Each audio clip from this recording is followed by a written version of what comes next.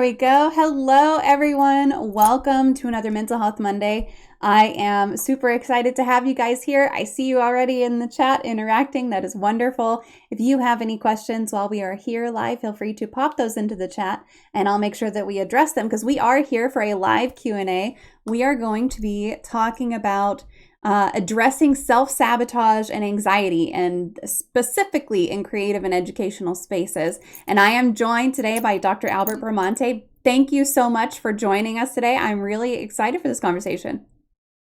Well, thank you so much for having me. I'm really happy to be here.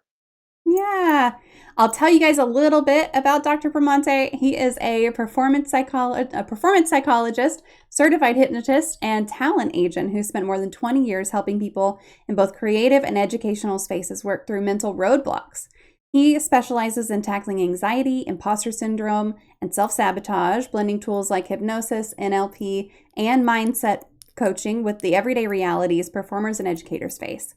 He also teaches creators and teachers how to use AI in ways that reduce burnout and boost productivity. And he's been featured on shows like Books 101 and No Half Cakes. So I'm really excited to dig into his insights today and what really kind of gets in your way and how we can move forward with more confidence and balance. So like I said, if you have any questions, feel free to pop those into the chat. And Quantum, I see you have an exclamation point cue. So if you've got a question, feel free to just drop it in there and we'll get it addressed. But thank you guys again just for being here early, and for being ready to dig into this. So Albert, I would love to know what drew you into working with performers and educators specifically instead of just staying in traditional psychology settings. Well, thank you again for inviting me to be here. I'm happy Yeah. to share the space with you and the audience. So I always was an educator by heart, and I grew up in a family where my mom was a school teacher for 31 years, teaching kindergarten and first grade. My father was a football coach. My older brother was a football coach. So I did a combination of having a teacher and coaches in my family, kind of led it into my blood. So I always felt like teaching is in my blood as an educator. And that's where I really started initially. Now, I started off initially, studying traditional psychology. And that was going to be my goal. I was going to be a clinical psychologist, get a PhD, do this research. And, I really knew this in high school because in high school I was reading books like How to Win Friends and Influence People by Dale Carnegie. I was reading, which is a great book, by the way. I also was reading Feeling Good by David Burns and Seven Habits of Highly Successful People by Stephen Covey. Not typical things that, 15 or 16-year-old would read. I was a little bit of at the time, it's called the odd kid out, in a sense, because Yeah. I grew up in a family of I'm the youngest of five, a lot of older brothers. They were very much into sports. I could care less about sports. I was more of a reader, a thinker, an intellect. And so the library was like my sanctuary growing up. I love that. I love libraries, just in general. Yeah. And so that was definitely one thing that I really, felt part of, in a sense. Books become my sanctuary, reading a lot of books. So, and because I started reading books like human behavior and human performance, that I was really like, this is something I want to do. Now, I was also in high school and college, I was involved in a lot of organizations and clubs, one of them being the drama club in high school. And then I was also took some acting and theater classes in college. And I really loved hanging out with like the theater kids at the time. It was like these are fun people in a sense. So I just felt, really, at home there with that. So that's sort of like the what kind of got me into, like, because watching the performance side of things, and Hmm. being a teacher, being an educator. And then I found myself working in New York City because that's where I'm based, near.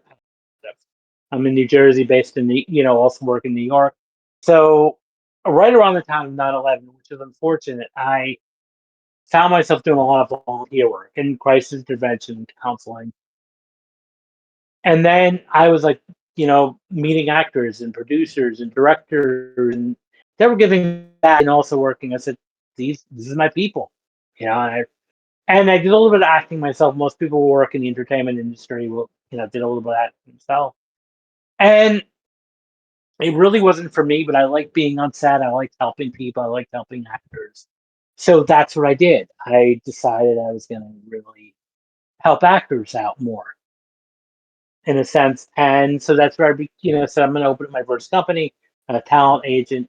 And the one thing that I noticed, because at this time I was also just got hired to teach part time in college, being an adjunct instructor in psychology, and then also building my agency. The one thing that I kept seeing happening in both areas was self sabotage. Mm. A lot of performers were self sabotaging. I had students that were really talented that were self sabotaging, and so a lot of that kind of like led me down to this path. It's like, well, Yeah. why is this happening? Now, I was still initially interested in being a clinical psychologist, but I decided I wanted to mainly, when I came down with dissertation, I said I'd love to do it on actors. Why, self-defeating behavior in performing arts. And so that's where I did my dissertation on. That's really cool. You kind of just brought it all together.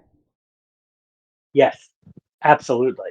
Like, everything came full circle, and it was a way to combine both fields. But that's in a nutshell, because I kind of worked in both fields as an educator and as working with actors as an agent. I've noticed a lot of self-sabotaging patterns were happening.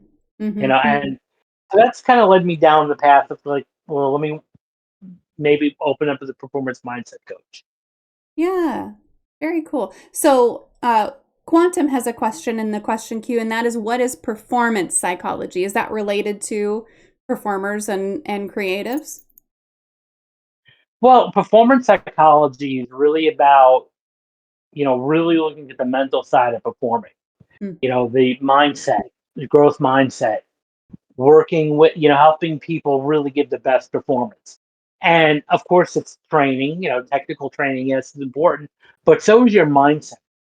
Mm. Where do you see yourself identity wise? Um, what headspace are you in? So performance psychology really looks at how do we help performers maximize their fullest potential by removing any mental blocks or any blocks or that could be holding your self-confidence back. Yeah, yeah. Yeah, Coyote's got a great kind of addition to that. Is just like, is that something that deals with stage fright as well?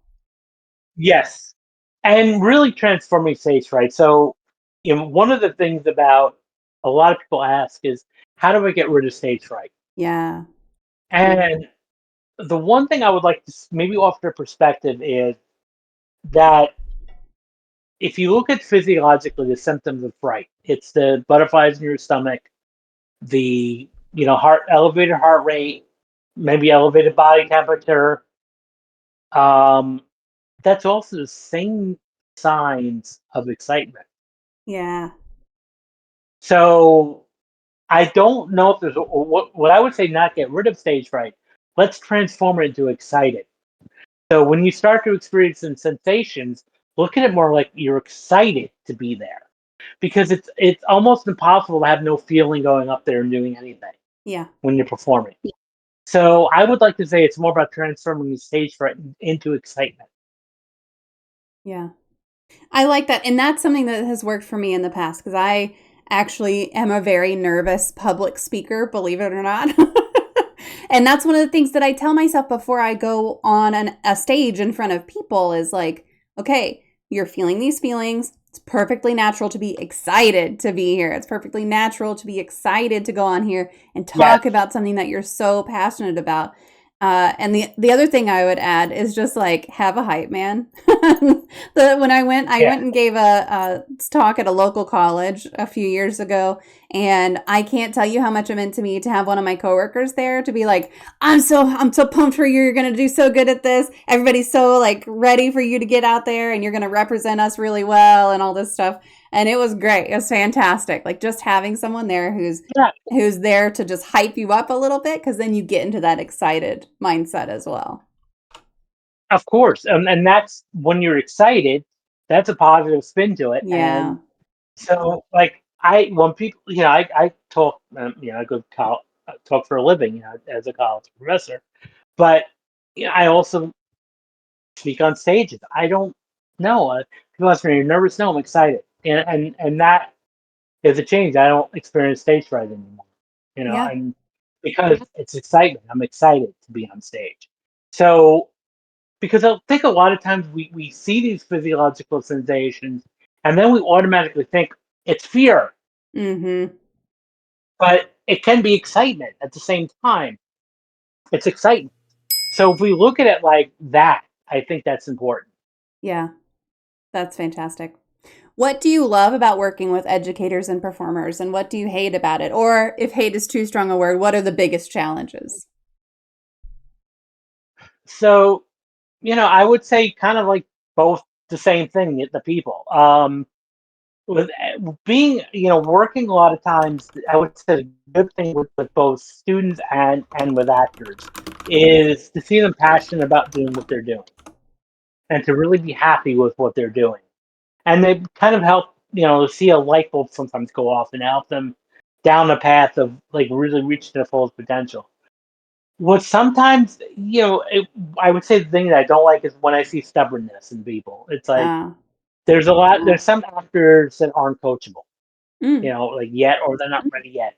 Or even some students that are not really there for feedback. They don't really want to be there, and they're not necessarily open to feedback. So part of it is like you have to be coachable. yeah. Are there particular traits? Is it just stubbornness that makes someone not coachable? Are there other traits that make someone less than coachable? I would say the main thing is being agreeable, Mm, and being able to at least be open to feedback and willing to try out new things. yeah. Because not, sometimes sometimes we're so bent on in doing the thing we want to do in the way we want to do it, and sometimes there's the art of letting go that maybe that way may not be the best way to do it. Mm, yeah. Yeah, that's fair. Do you have this sounds a little bit unrelated, but do you have a true crime story that fascinates you? Yeah. I go for the heavy stuff. Um, I just this weekend watched the newest Netflix installment of Monster, the Mm, Ed Gein story. Um, that was amazing, to mhm. watch. So I would say like stuff like that. I also watched, the Dahmer series that they did a couple of years ago. Yep. So yeah, I mean, I would say that that's kind of what it's based on. Yes, it is a little sensationalized, but because it's TV, it's for episodic TV, but at the same time, it's just interesting to see how disturbed people can be. Yeah. Yeah. And those stories, I mean, they of course they bring in the big views because they're these big sensational things, right? But they're really when they're really fascinating once you get into the details and just the person behind everything that happened and what happened to them also. It's really fascinating.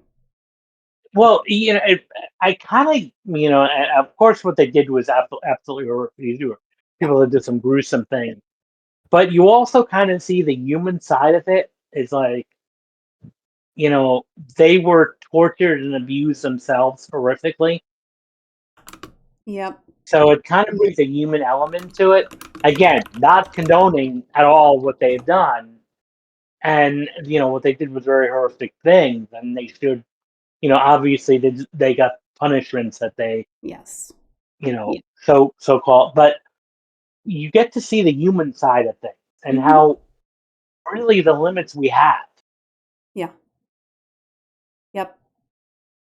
Well, getting on to our topic tonight, if y'all have any questions, feel free to pop them into the chat and we'll make sure to address them here. But do you see common themes between what artists and teachers struggle with, or are the challenges in those two professions just very unique or different?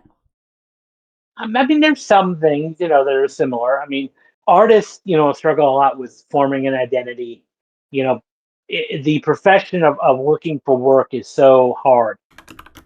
Yeah. Because it's such an awful competitive, highly competitive field.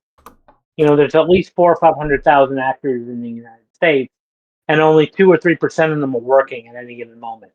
So there's a bit of a struggle there. Yeah. And there's not a lot of work happening. Um, but I would say, the main thing there is really yourself out. Now, teachers burnout is an issue that often happens because of, there's a lot of things that are outside your control, bureaucracy, administration, and then of course lack of resources, and sometimes you're not able to help everybody, and that can be a source of burnout there. Um, and then even sometimes imposter syndrome can come up there too, because it's Mm. like, am I really doing what I set up to do? Am I really being an educator? Or am I just being a pencil pusher, or you know just filling it and doing paperwork? Yeah. It can be hard, right? Especially if teaching is your passion. My oldest is going to school to be a teacher and he really wants to teach, and it's like he's so passionate about it. And then once you get into that, it's like, okay, well, I'm passionate about it. Am I qualified for it? Am I doing the right thing? Am I doing these kids justice? And like all these kinds of thoughts and challenges come into your head. And I feel like anyone who's being a teacher is doing way more than I ever would be willing to do. So Of course, absolutely. And it's definitely I would say for both professions, the one thing that is kind of like similar, you don't go into it for the money. yeah, If you're looking to make money, these are two professions not gonna happen. But it's more about doing what you love, and that's the end of the day what's important. yeah, yeah. Now, when you say, artists or creatives, you've mentioned acting. Do you work with folks outside of acting as well? A painter or um, producers Not as an even, agent, or not as an yeah. agent, not as an agent. I only represent actors, but Mhm. really anybody who needs mindset work. I was a coach, and really anybody who's, in the field of putting themselves out there. So even if that is a painter who may, be struggling with their own identity, because a lot of times, what's especially unique with artists or creatives, a lot of family pressure. Sometimes you could be in a Mm, family that doesn't support your creativity. Why couldn't you be a doctor, or why can't you do this or that, or something that makes money? yeah. And so there's a lot of pressure, but at the end of the day, you have to do what you love to do. Mm, yeah. Is there we already kind of talked about this, but I want to dig in a little bit more. What's the difference between healthy nerves and that excitement before performing or teaching versus real anxiety? Healthy nerves are typically like when an event comes up, like you're about to go on stage, or you're an hour beforehand, the nerves come up. Yeah. But you can talk yourself through it. Real anxiety is like almost 24/7. Mm, We're to a point where you can't even focus, and very often there's a doom sense of it, like the fact that everything you start focusing what can go wrong and what has gone wrong in your life, and you start ruminating. That's definitely unhealthy anxiety. When yeah. it prevents you from you really, or stopping you from doing what you're supposed to be doing, or doing what you love. Yeah. Simple jitters is okay again, and you could transform that into excitement. But if it's something that's crippling, that's when it may be time to get, a coach or a therapist that can kind of help through that. Yeah. Yeah. Oh, Coyote, this is a good one. I like it. Here's a little dad joke for you. Coyote says, "I want to be a commodian, but all my jokes flush." That's a good one. Like, That's fantastic. hats off to you. Yep, I'm a dad joke lover, by the way. So if you have more, I will love every single one of them. I make my kids groan as often as I can. Most definitely. So, from your perspective, why are performers and educators in particular, why are they especially vulnerable to that sabotage and to that anxiety? Well, because especially with performers, you have to put yourself out there Yeah. and be vulnerable. That's a big one, and that's hard, and especially with there's no guarantees that you're going to get the job or no guarantees that you're going to get the job. The thing with and also with educators, it's you get sometimes you get a lot of criticism too that's unwarranted, especially from parents or from society. Um, I remember like I would hear talks about on TV and other sometimes talking heads that would Mhm. talk about like teachers and educators being like too rich and too greedy, and I laugh at that. I'm like, well, where am I? Maybe I'm teaching in the wrong areas. I don't Yeah. know, where is that richness happening? So, you know, and the same thing with actors, because a lot of people, when the strikes were going on, Mhm. Screen Actors Guild strike and the Writers Guild strike in 2023, even other people are like, oh, well, actors can really be comfortable. They have one job. I'm like, do you know what it really takes? And that you can have a really successful job and still not, have enough money to pay rent, and that. So I think the reality, a lot of times it's dealing with, sometimes gentle ignorance from society about like Mhm. what the job entails and getting criticism, getting slack for that. Yeah. So that's why I think there's that vulnerability too. Right. Well, and if you're part of the just general public and what you're seeing are folks who are on all of these engagement and they happen to also be college professors or something, but their money isn't coming from being a college professor. Their money may be coming from them working for Fortune 500 companies or, Yes. Or consulting work. yeah, or social media views. There's lots of Yeah, ways to earn money through social media. And so I think that if you're seeing that 0.5% of educators who are out there and showing how much they make or whatever, it first but of all is yeah, not from education and it's not the majority. no, it's not, Yeah. and it's not at all the majority, very Yeah. ultra minority. Yep. And maybe it's oftentimes the people that were educated but now are administrators, and they've Mm, got those mhm. cushy salaries there. Um, because even as a college professor, which I've been, I can assure you that it's not what anybody thinks it is. Yeah. Because people, I've heard, I've laughed, when people said, "Oh, you're a college professor, you must be rich," and I laugh. I'm like, yeah, okay. Tell me where I need to be teaching at because Yeah. it's not here. So, but yeah, that's what I would definitely say. Yeah. Yeah. Um, I even had students who would tell me that, like, oh, these college professors are rich. I'm like, I don't know where you think that's at, but Mhm. so that's kind of funny sometimes when I hear that Yeah. expression. Yeah. Well, they make more than an elementary school teacher, but also they had to complete more schooling. And And that's even debatable because it depends if you're a part time or full time professor. Those yeah. are, two different things. So, but yeah, it really boils down to it. Really at the end of the day, I think it's like what society's expectations of us Mhm. and what the reality is. And it's even at the talent agent, a lot of people who are not in the industry think, oh, you're in a very exciting field. Now it is fun, it is exciting, but a lot of people think, oh, you must go to all these great parties and all these extravagant events.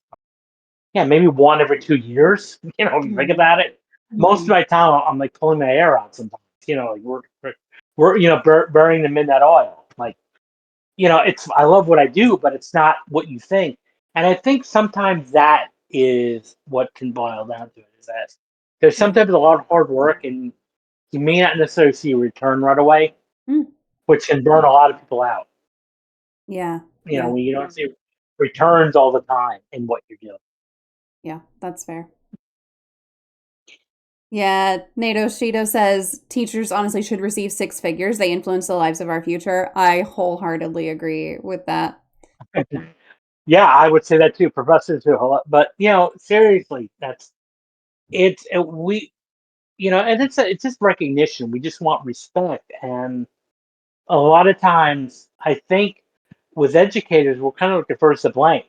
It's like, all of these teachers are, unreasonable. Now, I'm not going to lie, there are bad apples everywhere, Yeah. but I think a lot of it has to do with, you know, a negative perception sometimes on Hmm. the work we do, and that can add up over time. Especially if you're not really entirely confident in your own abilities and you're easily persuadable by outside things. Yep.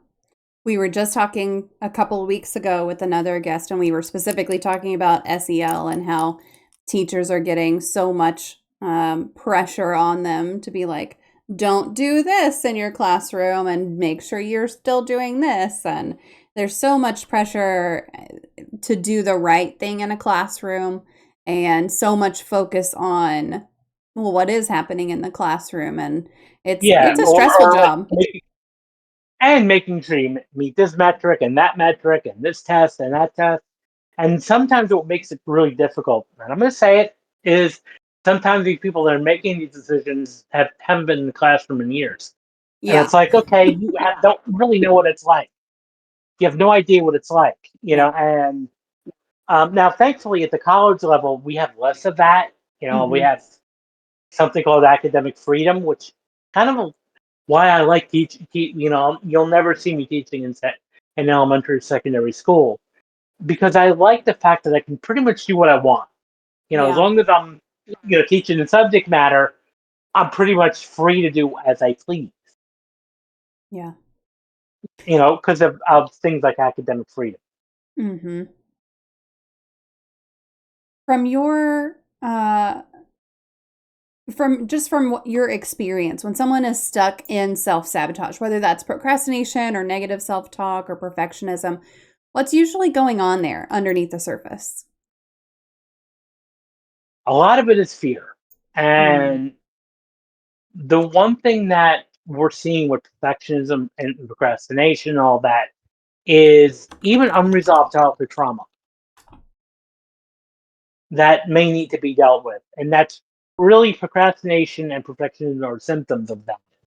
Mm. So it's not necessarily, and, I mean, we all procrastinate from time to time, but I'm talking like chronic procrastinators or chronic perfectionists because they're very related. They're highly related, more Hmm. so than they're different. Because very often we want things to be perfect, and because it may never get there, we never do it, or we take forever to do something. So we procrastinate because we want perfectionism, and so that can certainly be a hindering thing. But with self sabotage, the big thing is fear, and a lot of times to keep us protected, from that fear, what better way to stay stagnant and to stay unproductive or unachieving, a non-achiever, because you're safe at least and you're comfortable at Yeah. least. So, and that leads to why we procrastinate and why we are, and this is where I say perfectionism and trauma. Because on a conscious level, you may say, well, I really do want things to be right. And that's true to some level, but are you really saying that genuinely, or are you saying that because you're afraid of doing something? Mm-hmm. Yeah, if you're not sure that something is going to be perfect, I'm absolutely guilty of this. If I'm not sure if I can do something perfectly, sometimes I would rather just be like, well, I'm not going to do it. Yeah. Or I'm going to wait. I'm going to wait and wait and wait and wait and research and research and research and research and look and look and look and look and try and figure out, Hmm. how to do it absolutely perfectly the first time before I even start. And then it winds up, Yes. too late to even, well, not too late to even start, but way later than I should have started. Oh, absolutely. Of course. Of course. Of course. Are there red flags people should watch for to kind of have a signal that they are holding themselves back? Well, like if you always feel like nothing can be done right, and you always feel like you're stuck, you haven't been moving the needle. Like every month, you're in the same spot you were last time, and or at the end of every year. Because usually, what I like to do, is at the end of every year, kind of do a, you know, a recap or an inventory of what we've done. Mhm. And if you Hmm. find yourself in the constant focus of like not moving forward, then that's a big red flag. Because every year you should be getting better and better and more evolved and moving, becoming more advanced in what you're doing. And if that's not happening, then that might be something where you're holding yourself back. Hmm. Do you recommend like a more periodic check besides just once a year, or is once a year probably a good enough, or is it like a, oh, you're new to this, check in more often, you've done it for a while, you could probably step back. Is there any sort of guideline Well, there? I would say the minimum is a year, but you should be doing every month, some sort Mm. of check in, like, okay, where am I going? And am I stay if you've been having if we were just been like periods of time where you're just coasting along, Hmm. then that might be an indication that you may need to work on something, signifying that something is deeper going on here. Yeah. Well, we talked about the fear versus excitement. How does someone know if they are self-sabotaging versus procrastinating because they're just really tired or overwhelmed with something? Well, I mean, procrastination is definitely a form of self sabotage. Hmm. 100%. Um, and there's nothing wrong with being tired, but if you find yourself always being tired, is that your brain's way of maybe fooling you, of keeping you safe and keeping you comfortable Mm. by giving the excuse that you're tired? Because it's very easy to talk yourself out of doing things you're not comfortable with. Hmm. Very easy to do that. You can easily talk yourself out of doing things. I'm too tired. It's too cold. It's too warm. It's too late. It's too early. Whatever it is, your brain will do a great job in talking you out of doing things that you're scared of. Yeah. And so sometimes it's like better to have the no, like no, I'm doing this regardless of how I feel. Hmm. And that's where if it's a repeated pattern, then that's where it's an insight that you're not tired. It's an illusion. Yeah. One of the comments in the chat, Nato Shido says, sadly, there's the third option as their boss requires minutes per client and job and software may be lacking. Yeah, I mean, you could definitely deal with some roadblocks, right? You could have some things that are in the way of you Hmm. getting better at something or of you completing something. Well, Um, I mean, obviously, day to day job. When you're on the clock, of course, and you're working for a company. Yes, you have to do what your boss tells you to do, and that's mhm, part of like that. So, but the conversation that I would then start to have is: Are you working overtime? Do you find yourself working a lot of overtime? That may be a conversation worth reflecting on. Why are you taking so much overtime work? mhm, Are you doing to escape something, run away from something? Because it's also another defense mechanism for anxiety is I'll bury myself in my job. mm, And I'll bury myself into my work because my work is so important. And I'm not saying it isn't important, but you find yourself sometimes taking on extra projects and extra work. That may be a sign too that yeah, because you're actually going to burn yourself out, believe it or not. Even if you love what you do, too much of anything is not good. yeah, You know, and there needs to be balance and moderation. yeah. Oh, these are great comments too. Spending 30 minutes per task or 15 minutes or 3 minutes with ADHD, it's hard to track that in such increments. Jumping between clients is super difficult. Yeah, you have to know the tools that are going to work for you. You have to know the Of course. systems that are going to work for you. You've got to figure all of that out for yourself because what works for one person might not work for another Yeah, person. and exactly. It's not a one size fits all thing. Yeah. And that's a mistake I think a lot of people have is like, well, this technique worked for this person.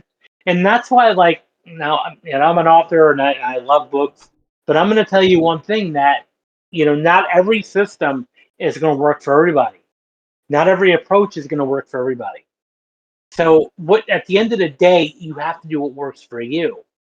And you may have to do a lot of trial and error and say, okay, you know what? If I have all this stuff happening, how can I, maintain a system where like maybe I'm working 3 minutes on this task and then, working on this task, because it's one thing about another myth about human performance is there's no such thing as multitasking. So if you're working on two things at one time, that's not going to happen. It's not going to work. It's best to do 5 minutes here if you have to take a break, then 5 minutes on this project, because therefore you're 100% focused on that specific task. Mm-hmm. So it's more about task switching than multitasking. Like, okay, 5, 10 minutes to work on this, I'm going to work on this, and then I'm going to take a break. And then, Yeah. even if it's 5 minute break to reset, recharge, and then I'm going to come back and I'll work, on this amount of time on this project. But whatever you're working on, make that your sole focus at that moment. Yeah. Because if you notice, one of the things, and I, kind of, been working on this on myself too, is when you have so many things open, that's another thing you'll never get anything done. I won't tell you how many Because tabs I if have you, open right now. oh no, I was about to say that I probably have everybody on this in this audience beat. So on the amount of tabs, I've had to really start covering and cutting it down because I was noticing I wasn't getting anything done. Yeah. And the rule of thumb I heard from productivity experts, and again, of course, changes with a grain of salt, but 3 to 5 tabs maximum at a time. Bookmark the rest, Mm. because we only have a chance to, you can always close and reopen and close and reopen. Because when it's better to be productive, and that'll also raise your confidence more when you start to complete things. Yeah.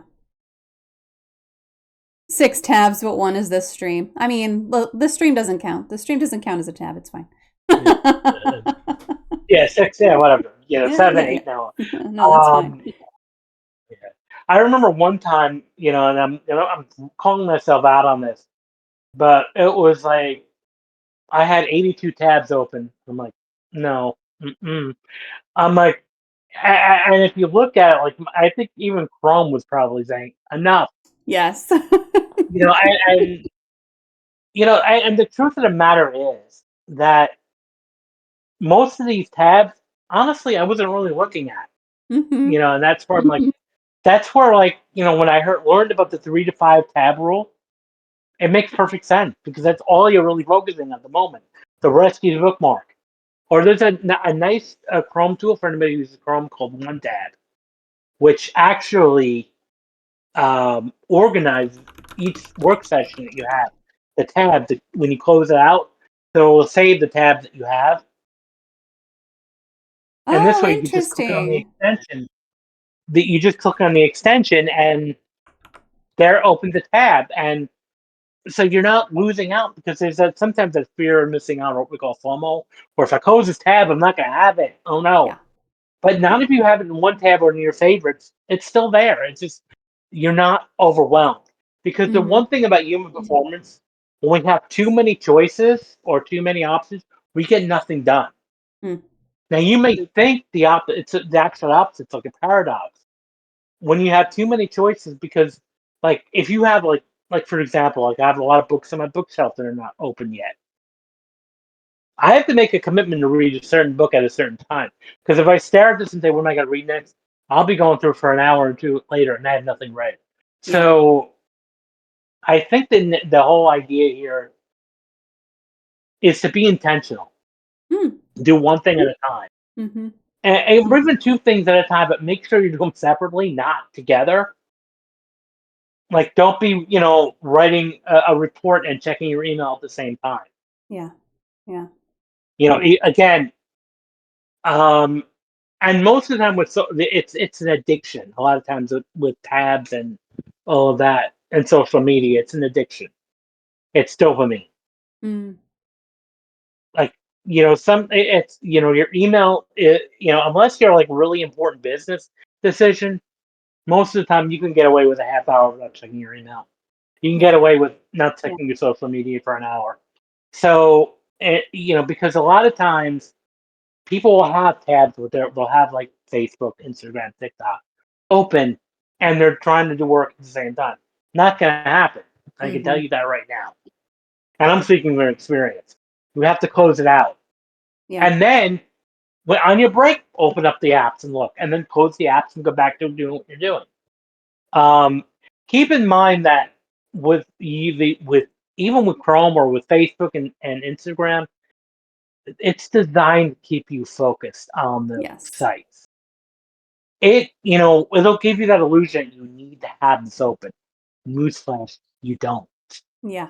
You need to have those open, and that all the time, and that's going to be a thing because and how many times I've been guilty of this too, doom scrolling, where you just sit and scroll on your phone, and I'd be sometimes laying in bed like in the morning. Sometimes I'm like, wait, a half hour just went by, and I got nothing done because I'm scrolling. And so that's when I realized, okay, this is my dopamine, being hijacked. Yeah. Yeah, one of the And biggest changes that I hated that TikTok made was whenever you hit that back button twice, instead of closing the app, now it just opens up the first video. It scrolls back and opens up the first video. And I can't yeah, stand that because it's just like, oh, wait, what? I don't want to miss this. I want to get some of these comments in the chat too, because I definitely know that multi-half-assing, which is what I love to call it, and my kids hate it when I call it that, but it's yeah, not multitasking. It is. true. It's multi-half-assing, but I it's like that. I actually it's like that. it's a struggle. Sometimes you have to. Sometimes you have to be in a meeting and you have to have your email open because you're looking for a big project. We have several major government clients and they're putting out new things every day. And it's like in our company, especially right now, the culture is not the best that it could be. And right now it's like the first one to notify gets the credit. And so by nature, our team has to be constantly on our email and on those message boards, even when we're in a major meeting that we're supposed to be paying attention to and taking notes for and providing input to, and sometimes even leading, we still have to have all those things open. And it's such a bummer, but it can be a product of your workplace. It can be a product of your environment. And I totally get that. And I don't want to discount that. You got to do what you can where you can. I know there are different tools. I started recently using videos and making videos where it's 30 minutes of music and then it audibly cuts the music off for 10 minutes. And it's just like a reminder of I can put it on in the background. I don't have to pay attention to it, but it gives me that, oh, why did the music stop? Even if I don't notice for 2 minutes, it's a 10-minute audible break of, oh, why did the music stop? I haven't gotten up in 30 minutes. I need to get up. I need to drink some water. I need to stretch a little bit. You got to Yeah. find things that work for you. And for some people, they can't listen to music. I can't listen to music with words if I'm trying to write. I can listen to music Hmm. without words when I'm trying to write. And I actually do better if I'm listening to music with words when I'm reviewing things. So it just Yeah. depends on what works for you. And you can't say, And, don't listen to music with words because that will, it just depends, no, you know? I know people. I know a lot of people that cannot work without music if there's nothing, and Yes, it's yes, uncomfortable when there's quiet and stillness. So, what I would say, even in that situation, find a system that works for you. If you have to be on your email, yeah, don't be reading your email and trying to do a presentation at the same time and have your eyes, because then you're going to slip and you're going to start. People are going to notice in the room that you're not focused, yeah, yep, for sure. and that's going to be a big thing too. So, Yeah. All but right. I would definitely say one thing at a time. Yes. Yeah. So a couple of these comments from the chat. I tried Clockify with Steam Deck integration. Sadly, that falls flat. I'm not sure what Clockify is, so I'll have to look that one up. Yeah, Most I don't know definitely. that. Yeah. And then Control H only goes so far. I have for sure gotten to the point on my phone, especially where it's like you can't open a new tab until you close some old ones. I'm sorry, but 99 is the max. And then I go, Yeah. oh, why do I have 99 tabs open? Most of the time, it's stuff that I don't need anymore. It is hard for me to Yeah. close tabs, though. It's really hard for me to close tabs. I do get that feeling of like, but wait, I have to. I have to have that open or I'll But wait, forget what I was doing. Well, I've already or forgotten what I'll I was miss something doing. out. Yeah, yeah. Yeah, yeah. I'll check out that Chrome one for sure. Oh, choice paralysis. Yeah, going back to like the book picks. Dopamine is Yeah. the first world's favorite drug. Yes, most definitely. Hmm. Sadly, not always that simple based upon exceptions of the employer or expectations of the employer. Totally get it. And that's what I was saying. It's just like Yeah, sometimes you have to do what you have to do, and it can be really, really difficult. Most of the time it's really difficult. My Safari tabs are maxed out because I basically treat them as bookmarks. Yeah, yeah. I mean, yeah. clearly, it's not just Albert. It's not just me that struggle with this. This is clearly a very No, we common all do. thing that people struggle with. I think everybody deals with this because it's just that fear of missing out, a FOMO, a Yeah. fear of missing out. And I need to have everything there. And you don't. But the thing is that unfortunately can hold you back from being productive, Mm-hmm. Yeah. when you, yeah. Even mentally too. I mean, you could also be like just tabbed out mentally where it's like, Mm. whoa, I have way too many tabs on, and therefore that paralysis means that we're not going to do anything now. Yeah. Yeah. And I won't expect when I'm on the game tomorrow during work hours that Blue Bedlam's going to call me out and say, "Are you multitasking?" Because yeah, I am. Yeah. Most definitely. NATO Shido, absolutely. If you want to give some subs, those are absolutely welcome, and I would be honored. But you do not feel like you need to spend your money here. If you have something better, you could spend it on. That is also okay. But of course, of course. I can't call you out if I'm also multitasking. Well, you could. Yeah. I'll just call you out. I'll just call you out back the other way. That's all.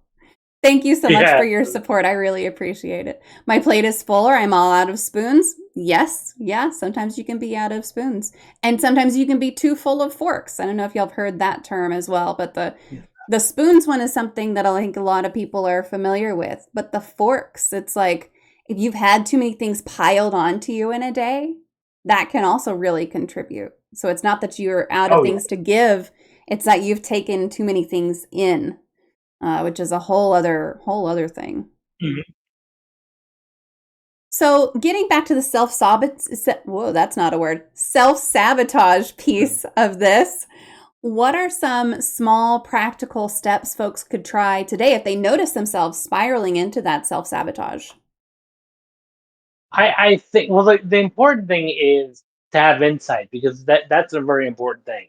Because most people when they're spiraling and self sabotage have no knowledge of that. It's not a conscious thing. It's like, go, hey, I'm self sabotaging today. We don't realize you're doing that. So I think if I would say great, bravo, the first step to acknowledge that you're doing that. The next thing is to kind of start to figure out what are you afraid of, or what are you hiding from, or what do you think is preventing you from moving forward? Mm. Is it the fear of change? Is it stepping outside your comfort zone? Is it maybe fear of success? Are you afraid of necessarily the change of identity? I talk about this in my book too. What's your relationship with money? Are how do you view money? Do you feel you're worthy of money? Do you feel you're worthy of being successful in a sense? So that's a big thing too. Like where's your worth coming in? Where do you see yourself, and how do you see yourself? So all of those factors too require self reflection. Maybe require a good coach even sometimes Mm. that can help you through this and talk you through this. Yeah. I think asking for help and seeking out that help is such a big thing that, sometimes people wait until it feels really just end of the world for them to reach out and get that help. But even if you feel Hmm. like, oh, I'm procrastinating a lot, I don't know what to do, reaching out for some help, that's a huge thing Hmm. that you can do. It's so big and it gets discounted a lot because it's like, oh, I'm not to the point where I need help yet. And it's like, Hmm. what? You could get help though. Yeah, you can and that's the whole thing too. It's about learning to ask for help and knowing that seeking help is not a sign of weakness. It Yeah. actually is a sign of strength. It's a sign of strength and courage to be able to sometimes say, "Hey, I need help here."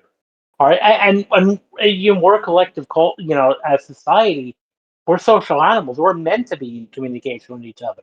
We're meant to be collaborating with each other. So I think it's great, if you can ask for help, be comfortable with asking for help. Yeah. Yeah. Nato Shida says, I've honestly felt broken for several years due to my marriage falling apart. I've started therapy recently, but it's hard, honestly. I have been there. The name of my podcast is Even Tacos Fall Apart for a reason, because even though things can feel like they're falling apart around you, you've got a whole community that we've built up that is there to support you. Hmm. And also, you're still absolutely lovable and still worthy of love. And I have had marriage fall apart, and looking back now on the other side of it, I'm so glad. But it's hard to Excellent. say that when you're in that right there. I'm on my third therapist, and the first two mocked me as being weak. You know what? If you don't like your therapist, you absolutely need to fire them and find a new one. And it sounds like you've Yeah, done just that. and therapists are not are human. So, and I would have to say, if anybody who says that calls you weak is projection, maybe Mm-hmm. where maybe they're have do their own work, because therapists are human beings too. So Yeah. most of the time they're in the field of becoming therapists because they themselves have their own issues that they work through, and I don't know the situation that you were in, whoever said that about, but I can almost guarantee you that problem, if that was said accurately, you say that therapist needs to work on their own Yes. internal, clear out some things too of their own, to be able to project that onto somebody else. Yeah. Yeah, for sure. How does imposter syndrome fit into this conversation, and why does imposter syndrome hit teachers and creatives in particular so hard? Well, imposter syndrome really is all about, the textbook definition, you feeling you're a fraud. And a lot of times when you don't see necessarily the right outcome, because as a teacher and educator, you really don't know the impact you're going to have. Because a lot of times, sometimes it may not really take effect till years later. So when the students are already out of the classroom or out of your classroom. So you may not, it's almost considered like a thankless profession to some level, Yeah. because you don't really get that thank you. Now, sometimes you do, but most of the time you're not. And most of the time, you're not going to know if you made a difference. Even though the people you have made a difference in, they may not know that. Like, there's a lot of people, like, even with this podcast, you may have a lot of listeners. Now, obviously, some are engaging with you in Discord chat, but you never know. We may be impacting listeners that you'll never hear from, Yep. and you don't know that. And so sometimes when we don't see a return right away, we think, okay, I'm a failure. I stink, and I'm not going to do this because nobody is responding to me. And the same thing goes. I don't have the measurable outcomes. I don't have the students thanking me.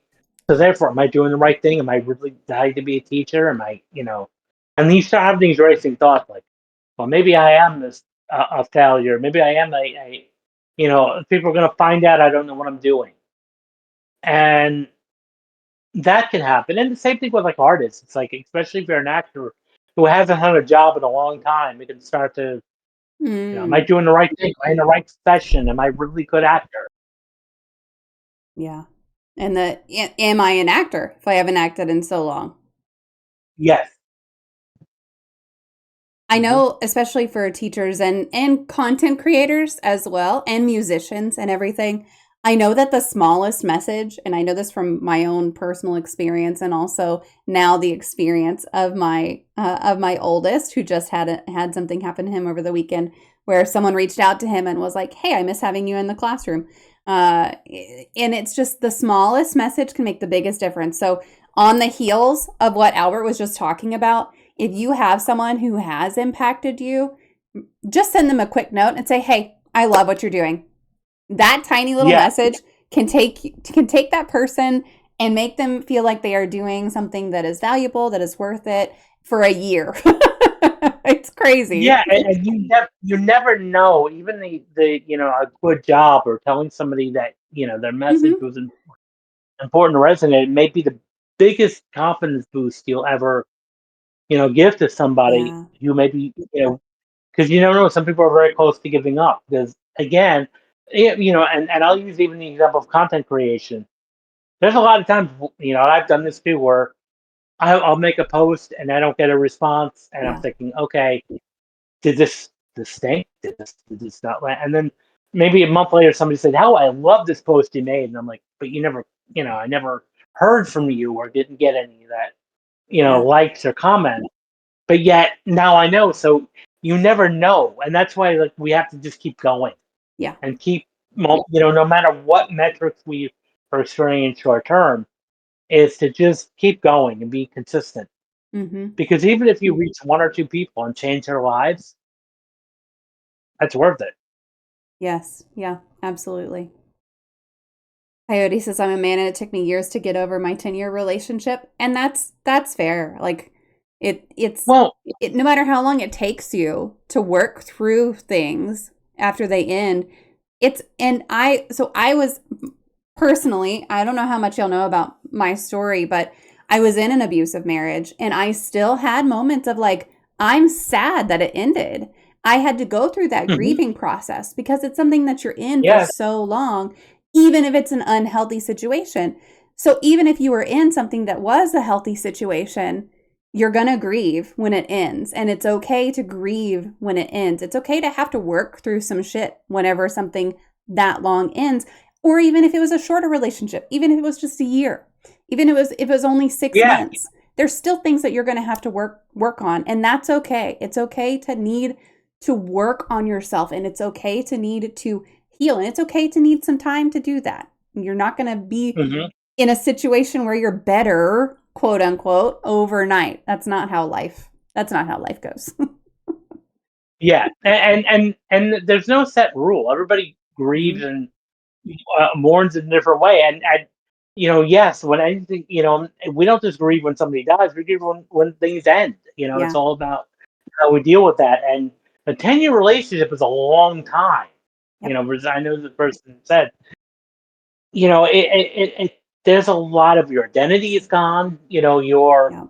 shared experiences, and there's also that adjustment of dealing with being single again, and that identity shift, Mhm. is there. So it's going to take time, and you shouldn't rush it either, Yeah. and that's, I think, a lot of times that people make, especially if they're insecure, is sometimes they'll bounce from relationship to relationship. They have to get into another one. Mhm. And very often you're gonna get into really bad situations, Yeah. rebound situations. Yeah. 5 steps is a great idea, but honestly, you can loop back to each step of the grieving process. Yeah, yes, the 5 steps of grieving. Yeah, that's not linear. Healing in general is not No, linear. Grieving is not and, linear. and grieving, the 5 steps, is important, and I applaud Dr. Elizabeth Kubler-Ross for that. That's a really good model. But I'll be honest with you, it's not like that at all. Yeah. It's not linear at all. You could get all the way to step 5 acceptance, and the next day be back to anger or depression again, and it's okay to be that Mhm. way. Um, that's the important thing, because I think a lot of times when it comes to any type of grieving, we don't want to experience it because it's scary to go through Yeah. these feelings. But the only way through it, the only way to kind of work with it is to work with it. You got to go through it. Mhm. Um, And what I would say is let it take as long, when some people say, how long is it? As long as you need it to be. Yeah. You know, as long as you know yourself.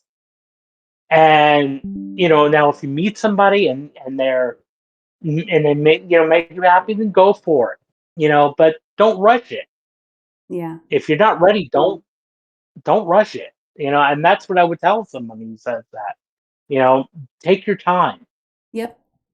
And I'll tell you from my experience, I filed for divorce in 2019. I started trying to make a safety plan to leave in 2018. I knew it was over in like 2017. And it's still, I didn't start dating until really a couple years ago. And that's hmm okay. Like, it's okay to take that time for yourself. But it's also okay whenever you do find someone who just lights your world up to take that jump as hmm well. Yeah. Well, and that's fine, and take whatever time you need, and there's no set time, and I think that's a dangerous thing zone that we go into is when we say, okay, well, if I've been in this, and I must breathe in this time. Mm-hmm. No, some people take longer than ever. Like, you have to be respectful for yourself and know yourself Yeah. and be gentle and self, you know, and really just love yourself, and that's Mm-hmm. the important. Yeah. I don't know if you've seen this video, but this is one that really gets me of just like forward progress. There's and I wish I knew the name of the guy. I wish I knew the name of it's an art installation, but there's a set of stairs and there's a trampoline next to it. And the guy goes up a couple steps and then falls over onto the trampoline and jumps up on a step down. And he goes up a couple steps and he falls down on the trampoline and he jumps back up and he's a step down. And he'll go like 3 or 4 steps up and he'll go 5 or 6 steps back. And it's just like eventually he gets to where he's at the top of that platform. And what they're trying to simulate was just the grieving process of like, some days you're going to wake up and you're going to feel great. Some days you're going to make progress. Some days you're going to feel like you're going back. No Yeah, matter what you're doing, if you are, oh, I love that, Coyote. I'm going to steal that right now.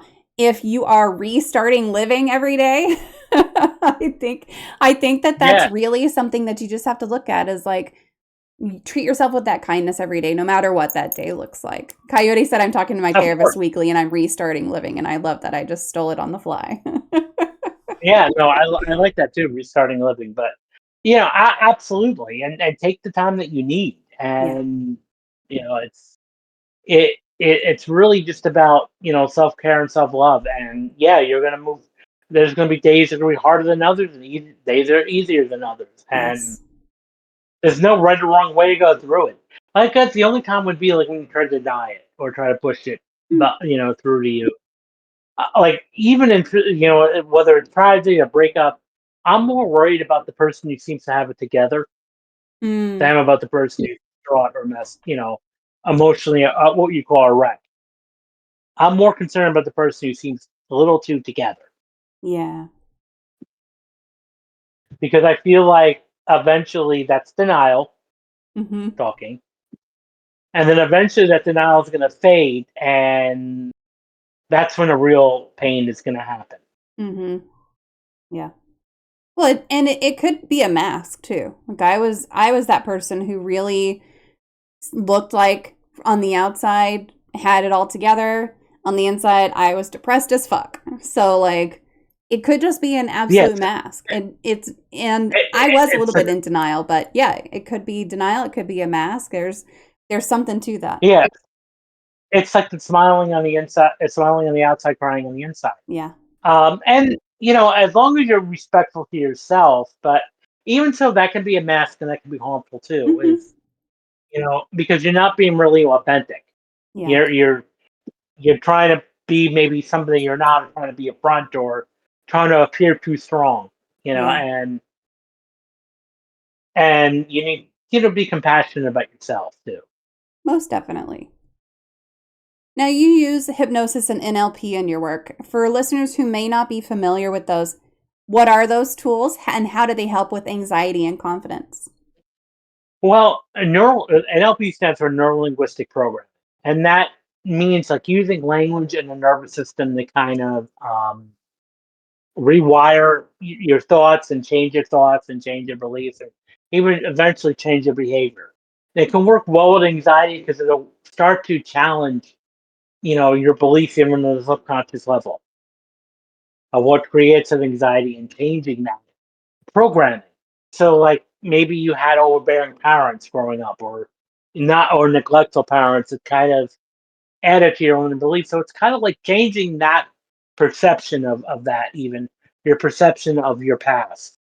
So that, we can't change what happened, but most of life really, and this is gonna sound like a Hallmark card, but most of your life is not so much what happened to you, but it's what's the relationship that you have to what happened that's important. Mm-hmm. So we can change that, your relationship to what happened, or your story about what happened. And that can be a major breakthrough when it comes to anxiety. Yeah. Working with anxiety, working through trauma is, making it neutral, not, making it less emotionally charged. Yeah. Do you recommend hypnosis and NLP for, is that just like a blanket recommendation? Are there some cases where it wouldn't be appropriate or wouldn't be helpful? Well, I would definitely say if it's like a deep-seated addiction, like to drugs, alcohol, or some type of really deep-seated mental or personality disorder, then I would say definitely a therapist first. Yeah. Yeah. Um, or at least in conjunction with the therapist, that you can go to a hypnotist or an NLP practitioner. But it's good for everybody. But I would definitely say there are, again, if there's deep-seated issues, and you probably might need a psychologist first. Mm-hmm. That can, or trauma therapist, or at least somebody who's trained in trauma, because there are a lot of hypnotherapists who are trained in trauma. If you have issues with trauma, I wouldn't go to just the ordinary hypnotist. I Yeah. would find somebody who specializes in trauma. Yeah. That's a fair recommendation. Yes, absolutely. And also, even though hypnosis is good for pain control, if you're wanting to go to hypnotist for pain, the first thing I would want you to do is to make sure that there's no medical reason for the pain, Mm-hmm. Yeah. Yeah. because the root reason for pain really is to warn us that something is wrong Mm-hmm. or something needs attention to. So usually when somebody comes with chronic or pain, most hypnotists are going to ask for a doctor's note, Mm. because we want to make sure that you're under the care of a doctor. Right. Because even though, let's say you come for migraines, to the headaches, if you don't get that checked, that could be something that can be building up, that can be catastrophic, that you ignored. Mm-hmm. And that really the pain in your head was a warning sign to get it checked out. So we want to make sure that's clear. Yeah. Yeah. And it's good to always know what's going on with your body anyway, right? Like it's Mhm. good to get those regular checkups and just make sure that you're paying attention to every part of yourself, mental health, physical health, emotional well-being, all of Sure. it. Absolutely. If if someone listening today is caught in that cycle of anxiety or self-sabotage, what's one thing you'd want them to remember after this conversation? Well, I would say that you are enough, that you're in this, and that there's a way to do better, and to really just know that you are worthy and that you are deserving of all of that. So that's the biggest thing. A lot of people are walking around thinking they're not worthy, or that they don't deserve to be, Yeah. or they deserve success. So, that's really what it would come down to. You're worthy of that. Yep. I like that because I think everyone needs that reminder too. And we have all the answers we need. And a lot of times we're equipped as human beings to really have all the wisdom we need. A lot of times we just get a little bit astray, or like led elsewhere. Hmm. Coyote has a question in the chat. It says, where is the break between I should get treated for trauma or I just have to live with it? Where's that distinction? Um, if it's bothering you, are you having nightmares? Mm. Are you having trouble concentrating? Are you, experiencing bouts of depression? Are you experiencing flashbacks? And that's where, like, can you talk about the traumatic event as being in a very neutral way, as if what you just ate for breakfast last week? And if the answer to any of that is no, then I would definitely go talk to somebody. Yeah. And I agree with that, and I'll tell you why. Because it took me years to be able to talk about my trauma the way that I do. And there's Hmm. only one or two aspects of my trauma that I still am like, when I start talking about it, I am not okay. And those are just very deep-seated traumatic things. And it's like, yeah, it's still shit that I'm having to work through. And the Yeah. rest of it is like, I did the work. I put in the work, and I can look back and I can really talk about it. I can really Yeah. learn from it. I see what I went through. I see what I had to deal with afterwards. Like I can examine it without Hmm. falling to pieces. And it Yeah. took me And years to get it, there. it it can, and especially if it's deep seated trauma, or even sometimes multiple traumas too, Hmm. because very often what can happen is if let's say you have unresolved trauma, any new trauma is now going to bring back and intensify because the old traumas come back. Like I'll use this example a lot. During 2020, during COVID, a lot of people were having such a hard time during this year. Some people that were okay, but then some people were such having a hard time with the impending doom, Hmm. the fear that was happening. Because what was also happening is yes, that was a trauma for everybody. 2020 was a traumatic year for Yes. everyone on the planet.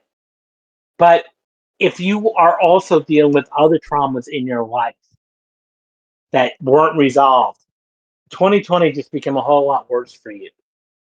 Yep. And now, and that was one thing that was hard about 2020 because, everyone, okay, stay safe and stay home and all that great. But a lot of people were not doing okay by staying home Yeah. and having hard, and that's why we saw a high rate of substance abuse, alcoholism, drug use, even domestic violence, because, hey, you're now trapped at home with this person. Yep. So, it was definitely a tough thing, but I would definitely say that really, like, if you find yourself getting emotionally charged up talking about something, that's an indication you need more work done on Yeah. that issue, Yeah. and it's okay. But that's something that you would have to work through, and and that's the whole thing. I think a danger zone to be in is again thinking that you just have to live with it. Right. And yes, the events because of your past will, it happened, but the emotional charge of it should not be something you have to live with. Yeah. NATO, she does this talking it out is worth the cost in comparison to just dealing with it. I absolutely agree with that. That being said, I'm definitely not an expert, but talking to someone is worth it. And feel free to try more than one therapist. I will maintain if your therapist is not serving you, then you need to fire them and get a new therapist. That has been one of the things Oh, I have said from the very beginning. absolutely. Yep. Yep. And you may need to go through several, Yes. before you find the right one. It has to be a good fit. And again, that's the only way you're going to reach breakthrough because the first thing, in order to really reach breakthrough, you have to be comfortable and have a rapport with your therapist. Yes. Yeah. And, just seeing one, again, it may not be the right fit for you. Yep. And my first experience with a therapist was actually really terrible. And I went to her 5 times because that's what was covered by my EAP. And after that, I stopped going to therapy for more than a year. And I am really Mhm. glad that I went back and found a different therapist. And because she and I, like you said, we had that trust, we built that rapport, and we really were able to make some breakthroughs. And whenever I was able to, with her, identify that I was in an abusive relationship, she literally got Mhm. out of her chair and cheered me on. Whenever I Yeah. finally named that for myself, and it was because we had done the work together and had really just kind of gotten to the point where she knew me well enough and I didn't know her. Like you don't really get to know your therapist very well, but I knew that she was in my corner. I knew her well enough to know she was in my corner. And the first And, therapist that and I went to, I don't think was in my corner at all. no, and that's, hey, I mean, that's sometimes happens, but Yeah. really the idea for therapy is it's not meant to be long, like forever. Yeah. It's not meant to be forever. And ultimately, we want people to, speaking as a therapist and coach myself, we want people to move on. Yeah. Like I'd be in a great spot if somebody says, "Look, I don't need you anymore." Mhm. You know, great, Yeah. perfect. You can now be your own therapist. Yeah. So you don't need me anymore, and that's great because you don't want to have a dependence, Yeah. permanently. Yeah. That's the goal. I will say with therapy though, I do kind of think it's great to treat it as like a dentist. You go in once or twice a year and just do like, hey, I just wanted to A check in. tune-up, yeah, Just wanted to check in yeah. and if you with the either with the same therapist or with a different therapist, whatever. But I think Mhm. it's great to do It'll just a work. check in. Yeah. Well, and the important thing is we're human beings. Even therapists have their own therapists, and that's Hmm. we need that accountability sometimes, or even coaches, even some of the high achieving coaches have their own coaches that they kind of can be vulnerable with, and because that's human being. It's part about being a human being. Yeah. We're not perfect. Yeah. Offending dentist. Okay, did I say once or twice a year? Because I think you're supposed to go every like 6 months to the dentist or something like that. I don't. Well, twice a year, at least, yeah. I go like every 5 years. I hate the dentist with a passion of 1,000 suns. But that is my own personal thing. And I make my kids go to the dentist. So, there's that. Yeah. I just don't go. Don't Myself. get on yet. Yeah. Yeah. Do as I say, not as I do. Blue Yeah, Bedlam right. says, I have Okay. some really old traumas that are pretty settled, but sometimes I can still feel them echoing through newer ones. And I agree with that because I've had some stuff that has happened in my life where something else will happen and I'll be like, ooh, this feels like that. And I hate that so much. So Yeah. it can catch you really off guard too. And sometimes I have to step back and go, whoa, why am I feeling this way right now? And I have to really think about, oh, because it reminds me of this. That's why I've got this Yeah. feeling in my body, that's why I've got these thoughts in my head, because it reminds me of this and I hadn't connected that. Once you make that connection, though, I've found for myself, if I'm able to make that connection, I can look at it a lot more Yeah. clear-headedly. I'm sure there's a better word for that. Yeah. Well, I not only that, just clear-headed, but that now it doesn't affect you as Yeah. much. Yeah. Because now and what really is all about it is that they're just thoughts. Mm-hmm. That's all. Yeah. They're not. That's all they are. And eventually, when you start to see it like that, doesn't mean you have to hold on to it. It's just a thought. You Yep. can let it go. Yeah. 99 out of 10 dentists recommend Mama Foxfire. Yes. All right. That's right. So Bite Mark sent this question in ahead of time. She could not be here tonight, but she would love to know, what is your favorite poem? Interesting. And I'll be fully transparent. I'm not really a poetry person. Um, but I would have to say, there's a poem online called "Roses for Rose." Look that up when read that. But that would be my favorite. It's a little heavy, Mm-hmm. but And what's it I called? was always "Roses for Rose."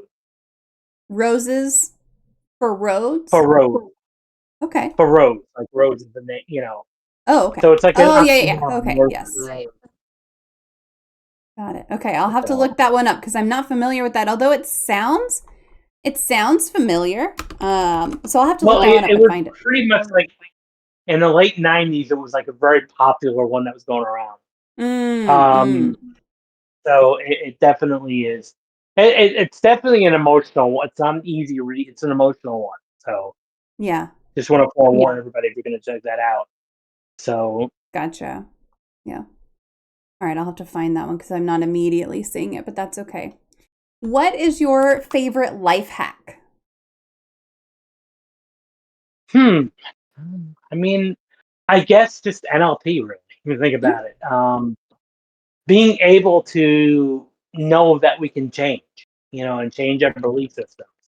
So that would be the major thing. Visualization is a very powerful one, mm, because when you visualize something, your brain does not know the difference between fiction and reality. yeah. All right, well, it is time for the magic moment. And for those who have been here before, you know that this signals kind of the end of the official question. So if you have any questions that you would like to ask, make sure you pop those into the chat and we'll make sure to address them while we're here. But Albert, if you could wave a magic wand and eliminate one common opinion or misconception surrounding mental illness, disabilities, or talking about mental health, what would it be? The major misconception is that people are mentally ill are crazy. Mm. And I think that's the biggest danger of the misconception. Most people think that mental illness people are foaming at the mouth and because of what they see in TV and movies. But I would say 90% of people with mental illness are normal, everyday working professionals.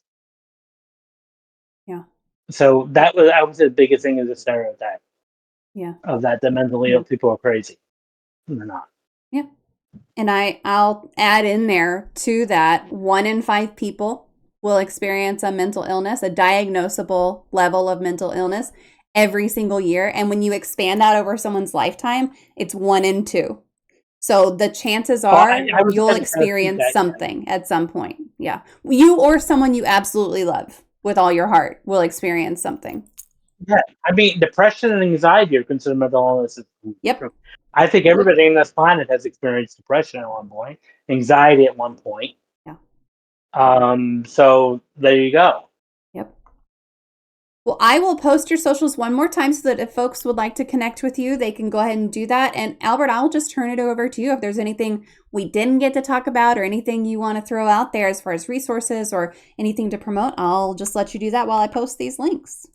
Well, I definitely encourage you to check out my book, Rise Above the Script, and it's available again as audiobook, Kindle, or paperback. And also check out my website, albertbramante.com, because I have a lot of hypnosis audios on there, programs for all different issues, from addictions to confidence to sleep. And I would really definitely encourage you to check out one of those programs out. And, feel free to follow me on socials and get in touch. Yeah, absolutely.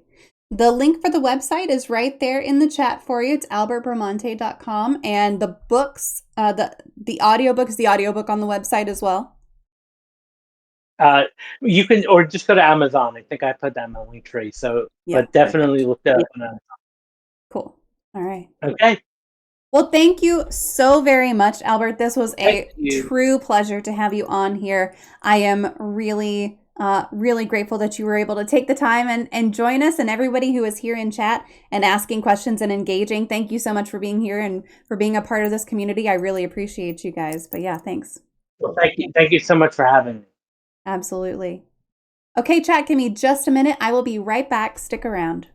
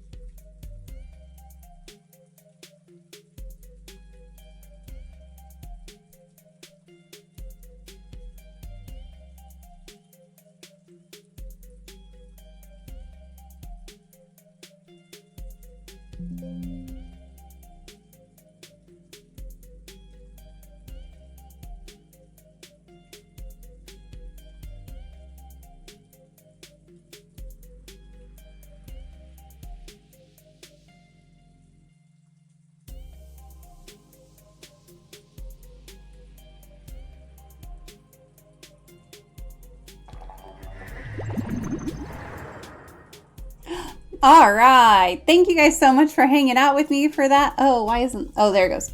Hanging out with me for that Mental Health Monday. I really enjoyed that conversation. I hope you guys did too. I always love it whenever folks show up and ask questions. I think it makes it so much more engaging and just really fun. And I'm super excited that y'all were here. And I just want you to know that I appreciate it. And I'm glad that y'all were here. I am going to play some Civ 6. I'm actually working on the achievement Valley of Kings. So last time I was streaming, which ones did I get? Last time I was streaming, I got 2 achievements, I think. I got, yes, Greatest is as Greatest does, and Never Lost a Battle. So this time I'm going to be getting... this time I'm going to be looking for Valley of Kings. I'm already in the middle of the game, so like I'm working towards flight, so you'll know it won't be too very long, but it'll be good. Rose, hi! Hello! No guest today. We did have a guest. We just wrapped up with Dr. Albert Bramante. We were talking about self-sabotage and anxiety in creative and education spaces. Drink lady, hey listen. Y'all know I take my drinking very seriously, and by that, of course, I mean water. Everyone hydrate. Also, thank you so much for those gifted subs. I know that sometimes my reactions are a little bit more muted whenever I have a live guest, but I really, really appreciate you so much. Tyrion appreciates you as well. I appreciate your support. Even just like a Prime sub where it's free for you guys supports me, and I am just so thrilled that you guys are just here. That's all. I just love hanging out with y'all. That's it. Drink, drink, drunk. Okay, well, I don't have actual alcohol. I only have water, but I will drink that again. El Gatocito. Does anyone recognize that? El Gatocito and me Hardin. He's my little man. He's not very little, in case anyone was wondering. He's El Gato Grande. Okay, that's enough. Okay, and probably no one knows what I'm talking about, and y'all are just gonna think that I'm a crazy lady, which is true. I am. I am a crazy lady. I'm not even gonna try to hide it. Irian, are you sniffing me? What did I eat today? El Gato Grande. Hope the game keys help with your community. I saw that. Thank you so much. Yes, I will do some giveaways.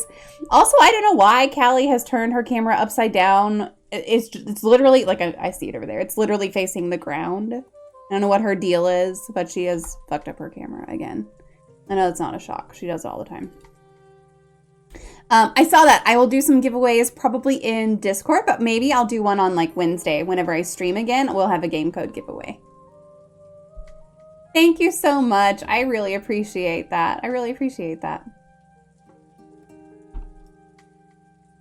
Let's see. I think I saw something in here. At some point there was like a... Oh, here it is. There's a chest. I don't know what that does.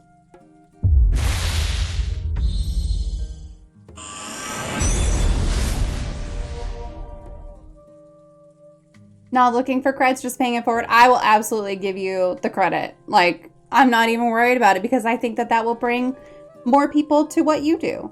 You know? You made me consider things. I'm so glad. I'm so glad. Yeah, that's what we're here for. Every Monday we get together and we do this. So if you are ever looking to come on here and just chat about a specific topic. Ooh, there's a cat hair on my nose. I'm always around to chat even whenever we don't have a guest. I'm always here to just talk through things and share my own experiences. Obviously, I'm not a mental health professional. I have a command for that, not a pro.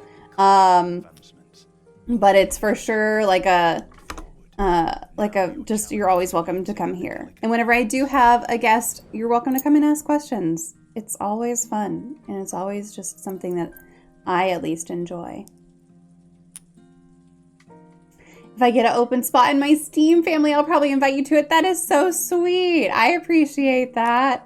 I wish I knew more about Steam families and stuff, but I don't know a lot about them.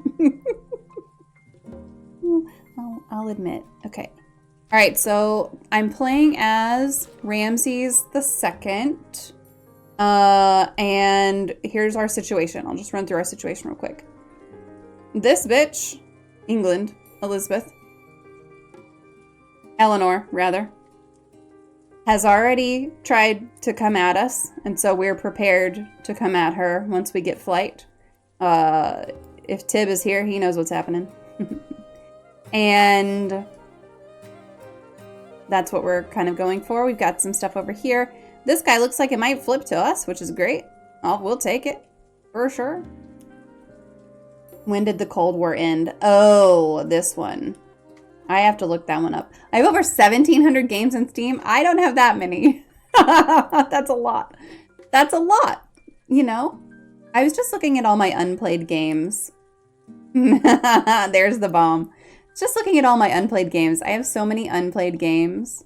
I need to work on playing some of them. Okay, we don't have a lot of rainforest tiles. I don't know that I really want to build that. Let's just do another builder here for now. Because we need to work on our civilization while we're not at war. We're not at war. We just discovered all these people over here too. 1989. I don't know how. Listen, all of those are just based on. Quit trolling, yo. All of those are just based on Jeopardy. So all of those answers are the Jeopardy answers. That's how I got all of those answers. So they're the official Jeopardy. It's the only way I determine what's right or wrong. Harvey, hi. Happy Monday. Okay, I don't think we need any of that. I think what we need to do here is maybe an industrial zone could be good. Put a +1 there. Let's do it.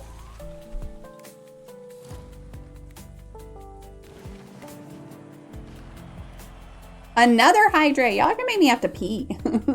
But I'll take it. This music mix, by the way, is one of the ones that every 30 minutes we'll have a 10-minute break. I do speed through the 10-minute break, but I will remind you guys, it's my chance to remind y'all to drink, stretch, and do something small and active. So just FYI, expect that in about 20 minutes. Oh, let's see. I guess recruit partisans. I don't usually do that, but it's fine. Oh, and we got a Control-Shift-Q to get rid of that.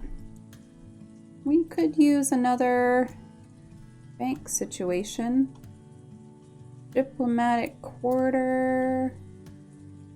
We gotta build that in a different city. All right, let's evaluate how we're doing here. We need more science. Let's science it up. Oh, wait, because we had to scrap something. I see. Chichen Itza would not be bad on this one. Let's go for Chichen Itza. Let's do it. What are your thoughts on anime? I like anime just fine. I'm not familiar with anime. I don't have a problem with anime. And it's not that I don't like anime. I just am not super familiar with it, is all. Let's build... What's gonna upgrade? Is it a knight? Cavalry upgrades? I don't remember what upgrades to... helicopters. But let's go with that for now. Isaki or OP stories? I have no idea what any of that means. But I'm here to support whatever you think is better. You tell me your opinion and I'll tell you that you're correct. Reincarnated into another world with superpowers. That's fun. Or just like OP in the story versus a regular world. I like the idea of being transported to another world. And then you're like, I have these superpowers. How can I best use them? Because there's the opportunity for, oops, I used them wrong because I'm not in the right frame of, whatever. So I like that. Or I don't know any better, so I've done something wrong. I think there's more chance for a blunder in that than just an OP story, and I'm here for plot twists, so I'll go with that one.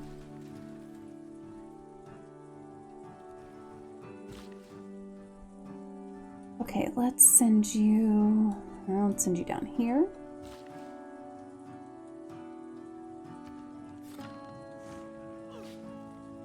We're gonna definitely be going to war with you again. Can I not build a harbor? Is that not a thing I can build yet? Well, let's build. I said we need more. Let's build more.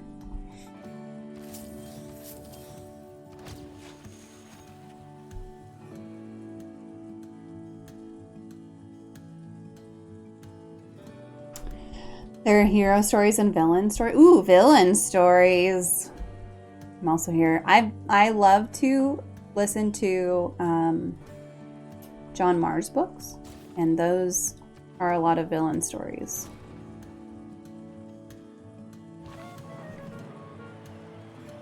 There are hero stories and villainess stories. Oh.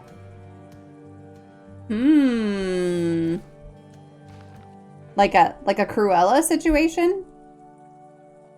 Y'all know I like a good Cruella. Oh, let's steal her great works.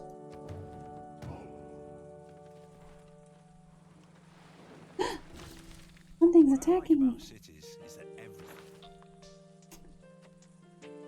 I'm still okay with those, I think.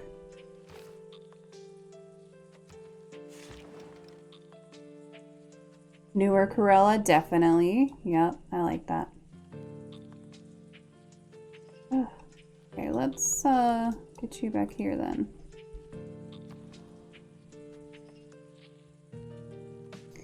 And we're gonna not give you that. Give you an no, not an encampment. A campus. Yes, campus. We've got a +2, we got a +2, we got a +2. Go here. Emma Stone did it. Yes. Oh, so well. I loved that so much. You know what would be nice? Because they're struggling over there to keep that city happy. We should just go keep it unhappy. Let's go make it unhappy. Rebellion in 4 turns? Give it to me. Happily take a puppy from her. The way that one ended, I loved it. I loved it so much. What? Espionage? Okay. Fine. Can you give me him back, though?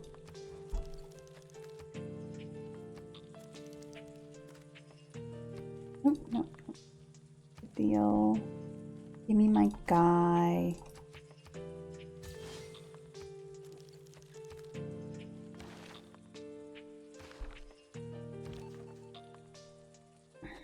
I mean, we aren't actually gonna stop espionage, but let's see if we can find somewhere with... Really, no one has a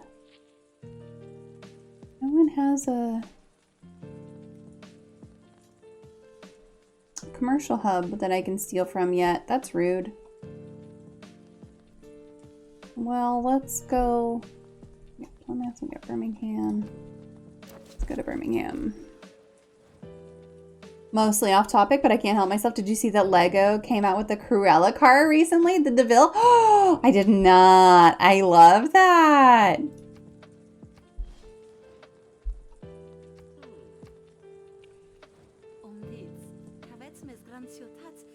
I'm coming for you, lady. Don't worry.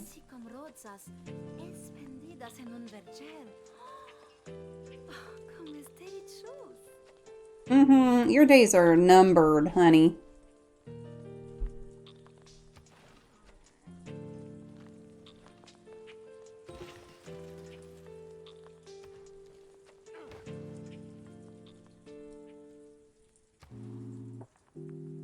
Or for Lego retail side Cruella went, ooh, I know a thing. Yes, I love it. I love that. Okay, we should make a privateer here. Let's heal you up, because then we can make that privateer an armada. Oop, they got their independence. They're gonna come to me. Hell yes. Hell yes.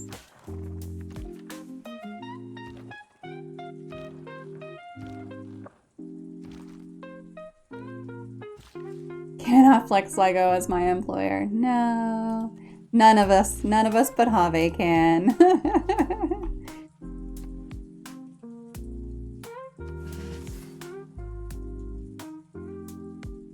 All right, let's go with, we have 2,000 gold. I think let's go with the bank though. We could use more. Can do some ARGB madness for you. What does that mean? Here for it. Oop, let's grab this spices. We're going to steal a tech boost. Let's build an entertainment complex to make you give me your city. I mean, you're already gonna give me your city, but that way we'll get more cities. Alert. They really want me to build the Taj Mahal there. Let's just do bread and circuses for now. Build me a workshop. Yeah, put a link here. Absolutely. I'm a moderator for Signal RGB. I also don't know what that means. Signal RGB. Oh, cool! Oh, that's neat! I have some like hue lights and stuff that I connect. That's what Lumia's connected with. So you can change the color of my lights in here by going like rainbow. And it'll change the lights just with the chat command, which is always fun. If Callie's frickin' thing was working, you would see hers changing too, but she's turned her camera down. You support Philips Hue? I love that.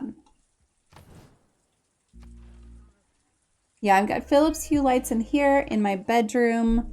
I think that's the only place. I used to have them in like the kids' rooms and stuff, but I don't have them in there anymore. They didn't really care about them, so I was like, okay, well, they're expensive light bulbs, so I'm not gonna give them to you if you don't care about them. Gain some sources.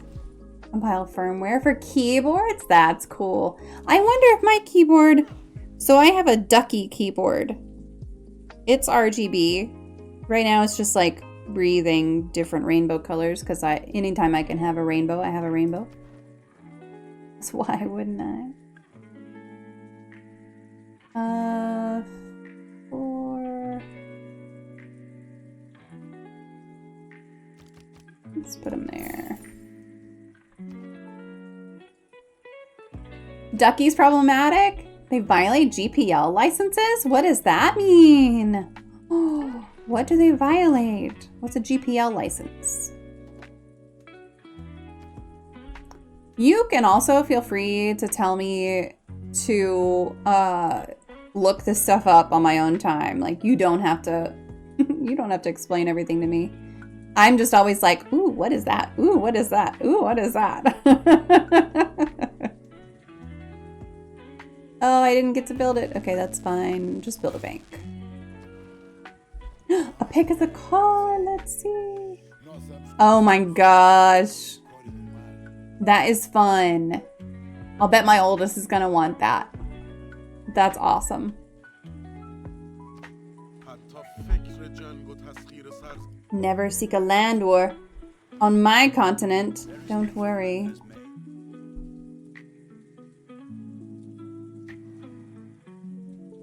Sent you overseas, I think.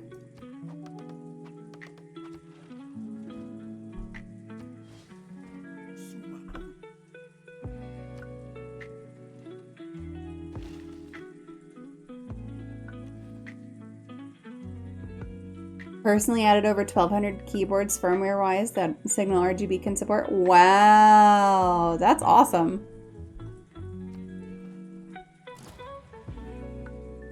I didn't realize that Ducky was like problematic. I just got this keyboard not super long ago. I really like it. It's a nice keyboard.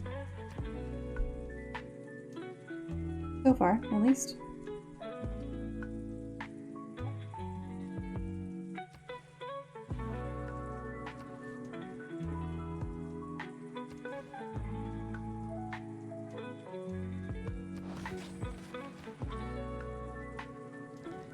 Good build hardware-wise. Yeah, I've enjoyed them. Enjoyed it. 488 has a couple of Ducky keyboards too. He seems to like them. Okay, I made a little fleet guy here.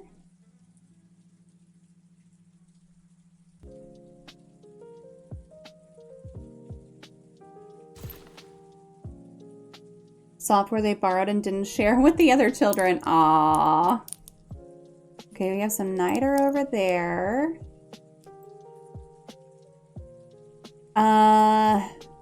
What are we on the lookout for? Open technology tree. That's why we can't build a harbor right there. Oh.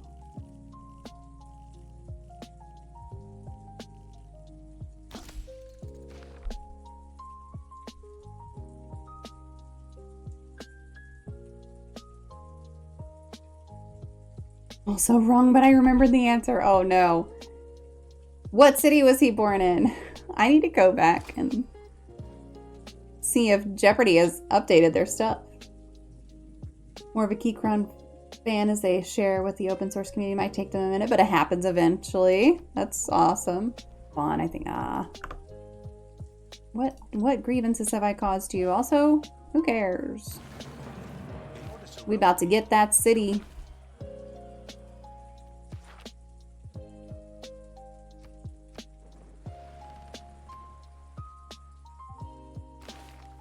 What do I need out of you? Probably need to get to here, here.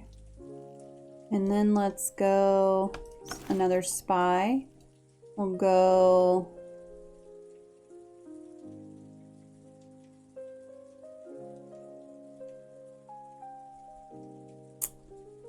I kind of want to go fascism.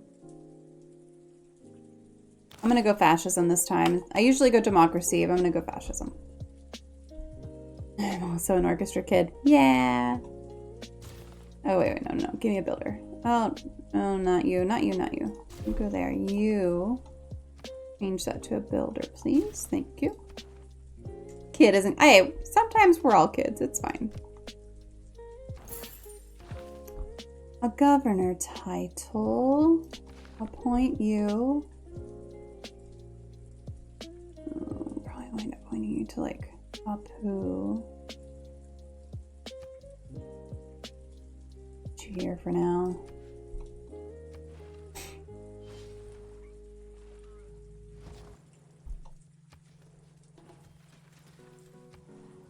Keep that city!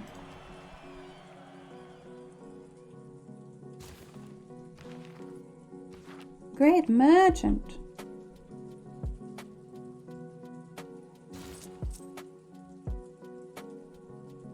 One governor title. Okay, that's good. And 500 gold.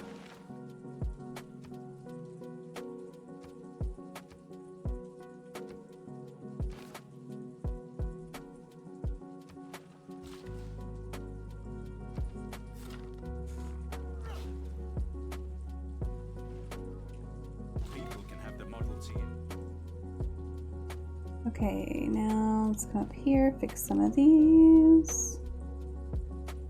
You steal a tech boost.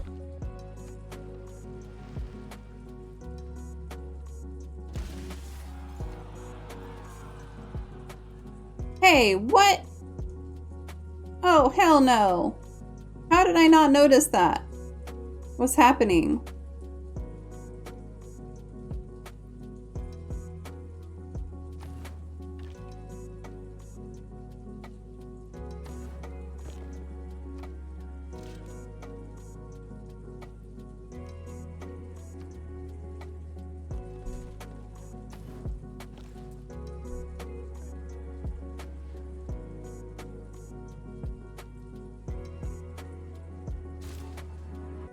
That's bad. That was on accident. That was on accident, and that sucks. I didn't mean for that to happen. Oh no, now I don't have enough. Oh, fuck. Come on now. Rude. I heard that. Please sing occasionally. I do sing occasionally. I definitely do. Thank you. You're very sweet.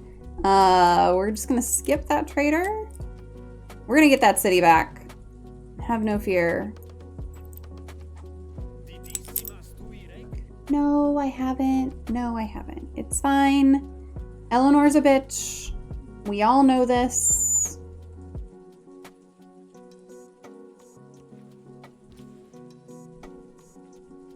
Okay, we're gonna go gold. Yeah, I'm gonna go there first.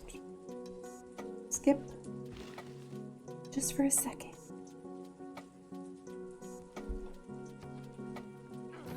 You bread and circuses it up. Okay. You build a university.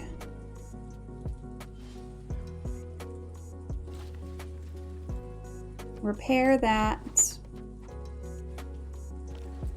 Oh, I'm so mad. Skip.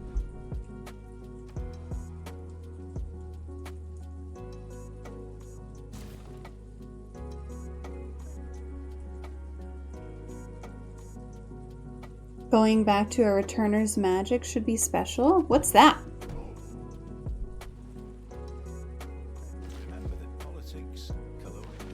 On Crunchyroll? That's an anime. I know Crunchyroll. Okay. I've repaired that. Let's go over here and repair these.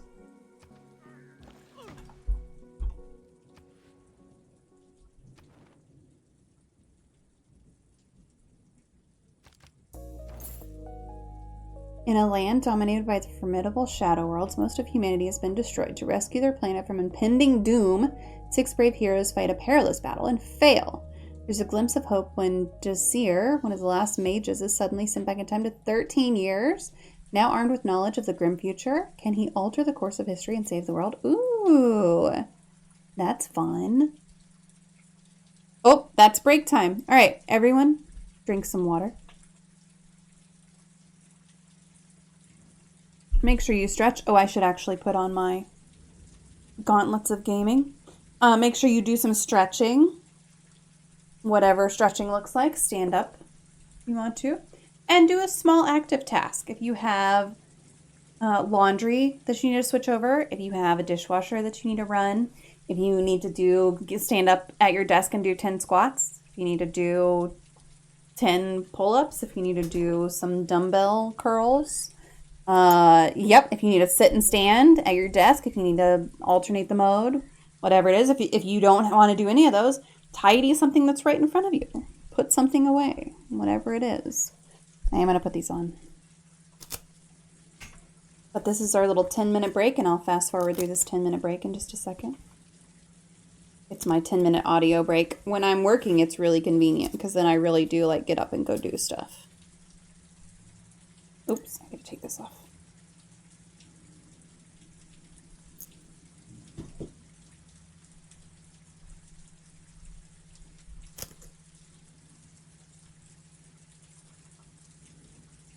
Put these on. Safety first. My desk is getting taller. Nice. I like that. I used to do the sit stand. Now I have an elliptical under my desk that I'm actually pedaling on right now.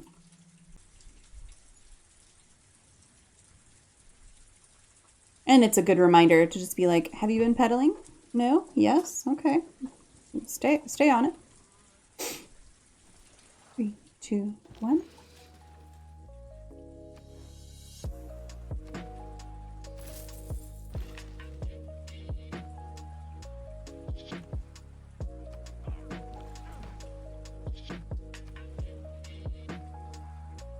I have over 16 feet by 25 inches of desk space? Wait, 16 feet?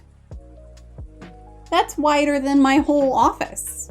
My office is only 10 by 10. That's very wide. That's great. Oh. Ah, okay. Yeah, so I could, if I had my desk going that way, but then Tyrion couldn't be right here with me. Or he'd just have to sit on my desk, which he's not allowed to do.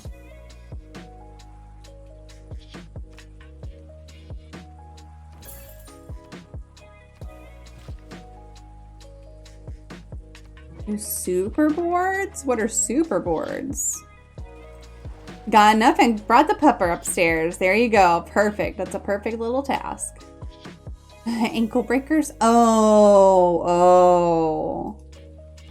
No, this one. We want this one. Reduction. We want that to be cheaper. Reduction in the campus? Sure. City center reduction. Okay, good.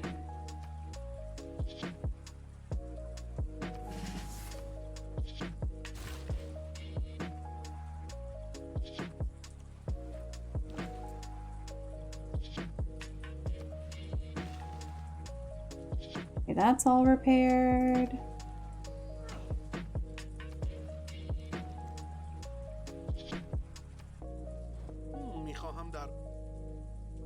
The beauty of horses.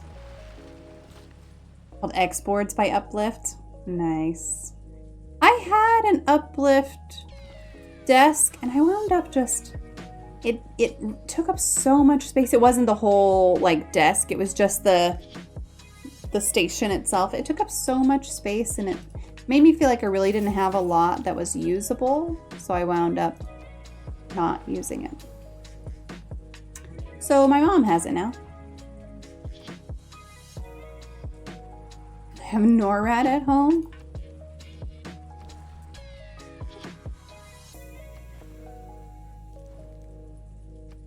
Oh, I should have done quick deals. Whoops. Stole flight. Oh, yeah.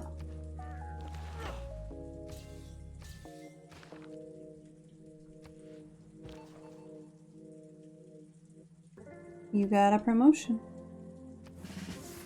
Okay.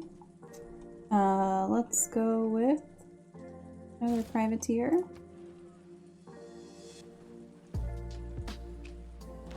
Four monitors and two laptop stands. I've got 3 monitors. So I've got one this way, this one is this way, and this one is up and down.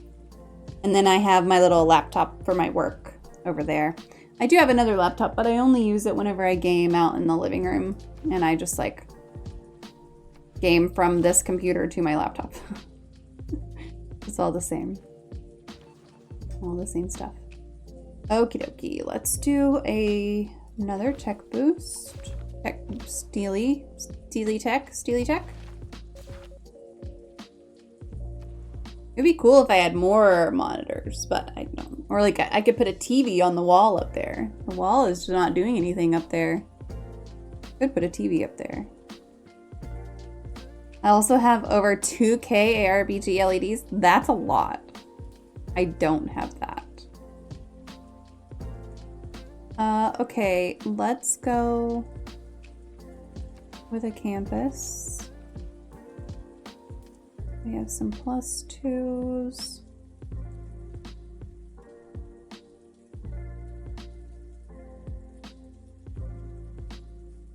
Let's go here.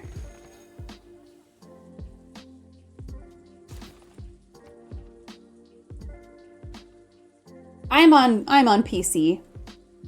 Everything I have is on PC. I own an Xbox 360 and an Xbox One, and neither of them work. I'm on Steam, yes. I'm on Steam so that I can get... Oh, fuck. Well, damn. I'm on Steam so I can get achievements and stuff. I should just be Mama Foxfire on Steam. I try to be Mama Foxfire everywhere. They left me. They left me alone. Incredible. Fools.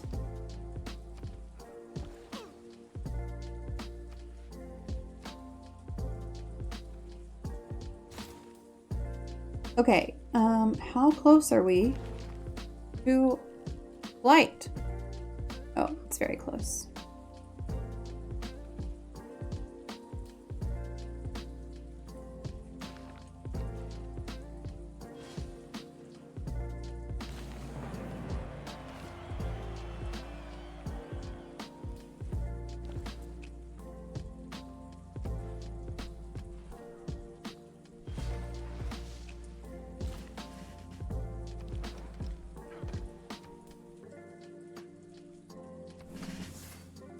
Okay, where's my other privateer?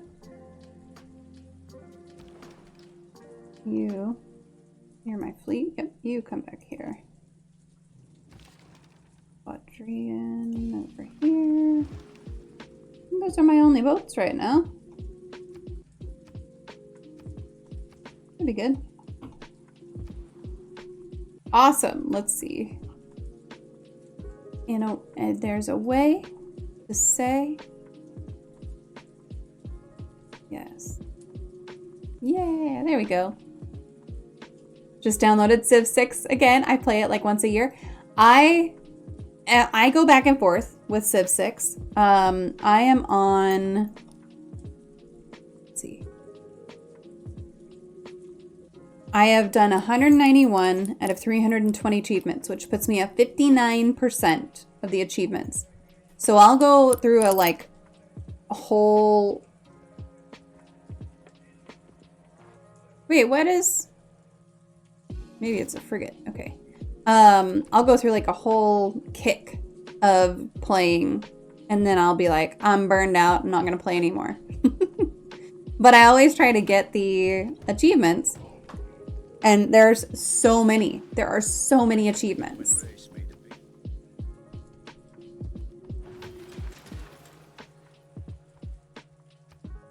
We'll sleep that for now. Let's go with a university. We've got to catch up on science. We've got to catch up on science.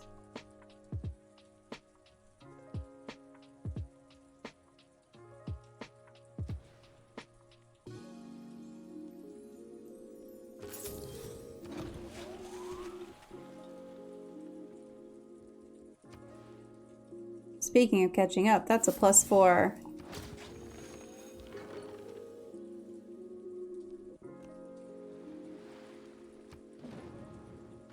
We about to do some raiding.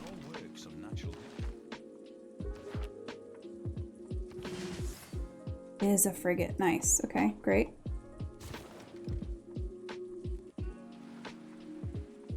Just conquer a map or play with friends, but we never finish. I try to finish just about every game. Killed! Okay, that's rude.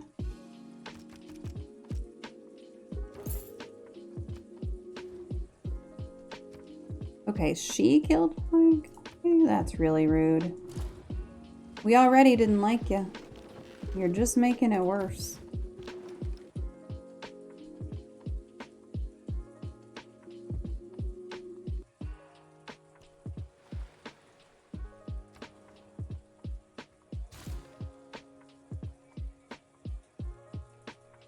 Had to do good nights with a long distance partner. Did I miss anything fun? I mean, there's another hydrate. Make sure you're drinking your water. We're just complaining about Eleanor and what a bitch she is. Okay, we're gonna sync those up. There we go. And waiting on flight, which is in 7 turns. I'm gonna lose that. Am I gonna lose that? I'm gonna lose that. What a bummer.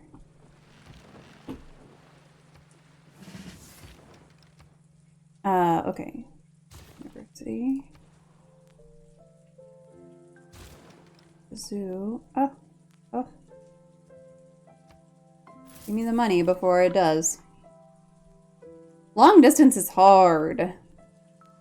Long distance is hard. What's the distance between the two of you? If you don't mind me asking, you obviously do not have to share if you do not want to.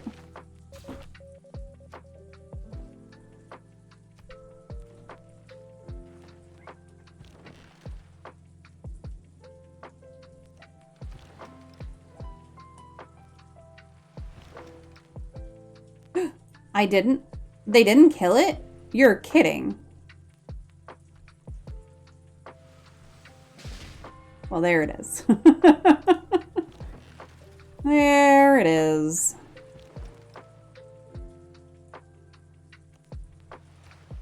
We're going to keep those two ships together. You know what? Fuck it. Buy the library. Ballet projects a fragile.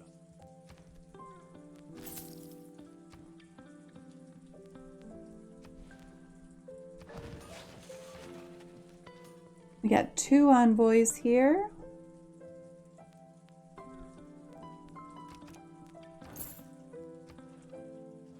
Three time zones. Oh, we're coming up on 2 years of it. And honestly, the long distance relationship part is way harder than the polyamory.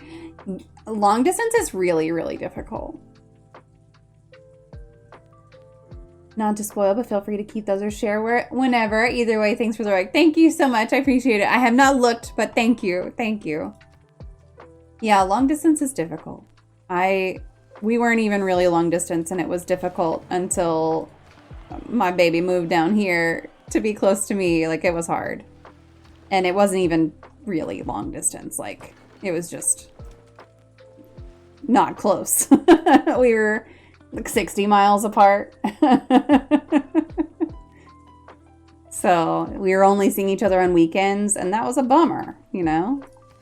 I don't want to only see him on weekends. Now we get to see each other all the time, which is great. Much prefer. You'll meet both of them if you hang out long enough. They're both also officers. Nice. Long distance is one of the hardest relationship statuses ever. It's really difficult. It's really hard. The only actual, like, long distance relationship I ever had, maybe I shouldn't share this with you. It's fine. Like, just know that not everyone is an asshole. And so this probably won't be a good experience, but he was in the army. He got deployed. He cheated. And we broke up. What a bummer. That says more about him than anything, though. Like, cheaters gonna cheat. I don't think long distance had anything to do with it. Like, just cheaters are gonna cheat is the main thing. Okay, let's hustle those around. I had an 884-mile long-distance relationship and we were married. Ouch, ouch. Hey, no, I'm not giving you that. No, I'm not giving you that. No, I'm not giving you that. However, you could give me that. For 300 bucks? Yeah, thanks.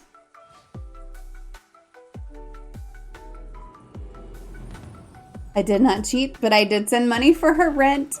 I mean, look, you gotta be supportive in whatever way makes sense for you to be supportive. Bodyguard of lies. Paid for her and her boyfriend. I mean, you gotta do what's right for you. Okay. Yeah, that is an issue. I wasn't sure if it was like a poly situation. I was holding out hope that it wasn't cheating.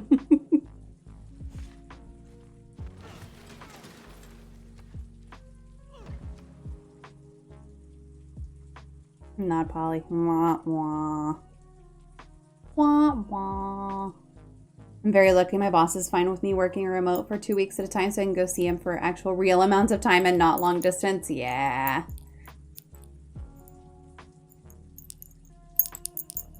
Long weekends. Yeah. I work remote all the time, which is nice.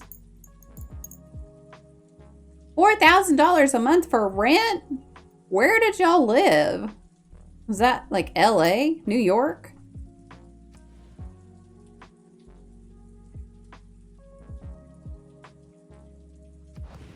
New Orleans? 4K? God dang. It must have been a real nice place. Had to have been an extremely nice place.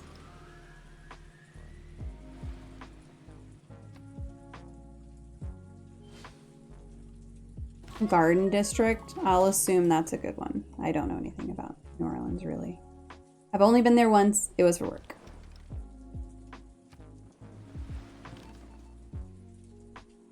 Let's see here. Steal a tech boost.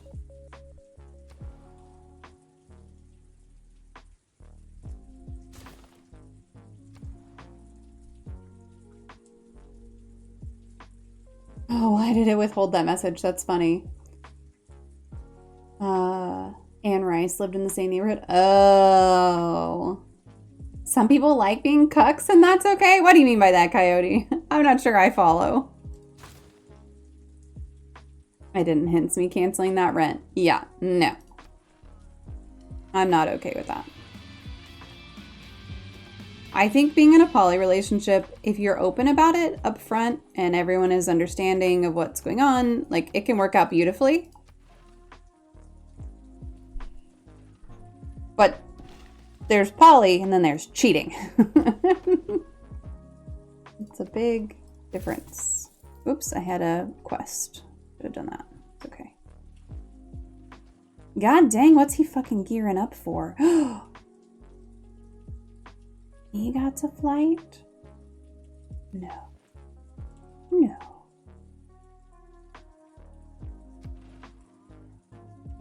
Memphis is losing loyalty?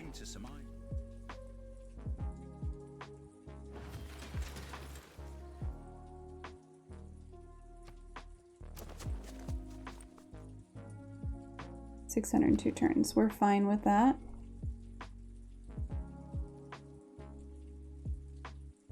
Population of 16 or greater. Come on now.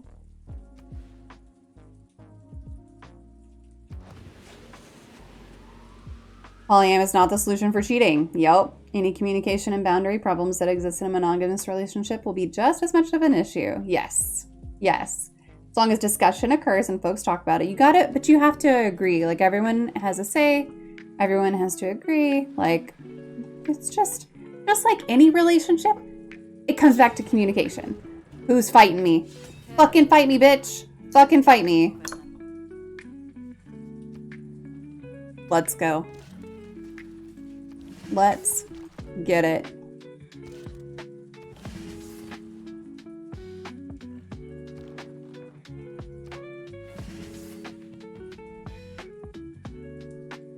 What else do we have here?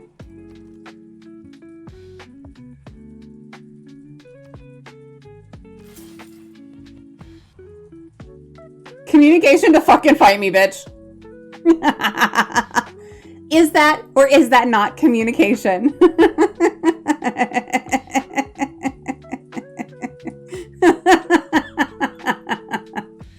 Okay. Okay, listen. I didn't say I was great at communication.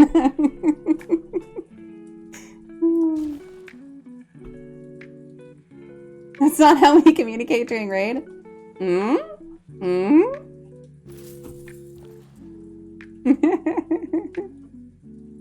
person that partner gets with someone else and you put up with it. If you raise a fist, you can accept a fist. I'm not advocating violence in any way, except in games. I'll be very clear about that. I'm not okay with violence in relationships, period. End of story.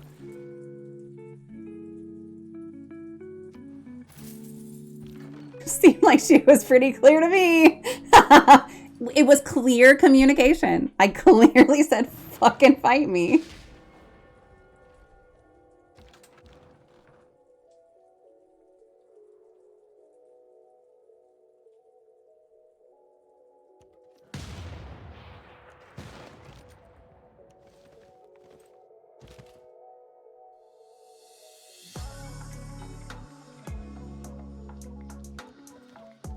Okay, let's heal that one.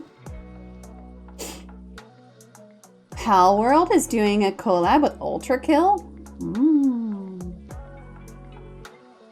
Too much drama. Yep. Drama is not the answer. I am here for other people's drama. I don't want my own drama. Oh wait, I need this.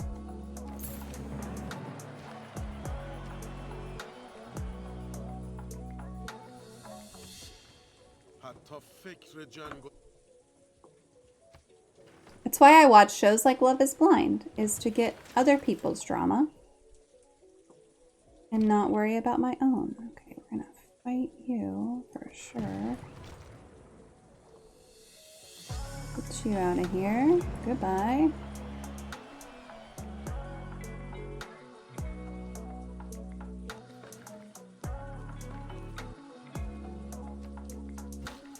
That might be a mistake. We're gonna deal with it. The No Mama Drama channel, yes. I really do love dramatic shows, though. Don't kill my okay, well, I'm okay with that. I'm okay with that one. Alright, we're gonna go unit maintenance less. Less war weariness. Confirm, yes. We're good there, okay.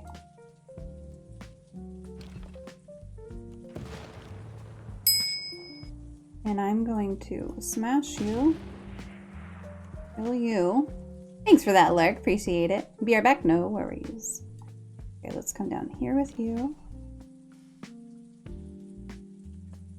Siphon some funds. I could use some cash. Governor title. Assign you to thieves.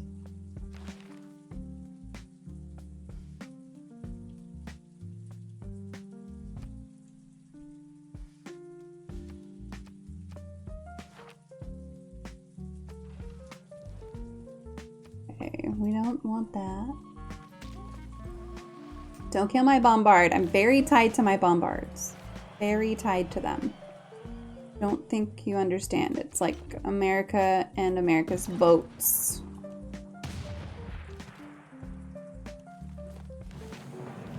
Okay, we're running her into the motherfucking ground. That's where she belongs. Game sources. I'm going to do... Let's do campus research here. Build a library. I need to see what I can buy with faith because I got a lot of it. Can attack after moving. Love that for me. Recruit that great scientist. Let's go with bread and circuses for you. Give you a promotion as well. You also have a promotion. Must be in a city, must be completed on a theater square. I don't have any cities with a artifact, so we'll get that next time. Oh, we need to pull all of our... Oh, we're at war. What are we doing? Our boats need to come back. Boards... Hey, 24/7. What a good name. Welcome. Hello. I hope you're having a fantastic Monday. I had to think about what day it was. Okay. Okay.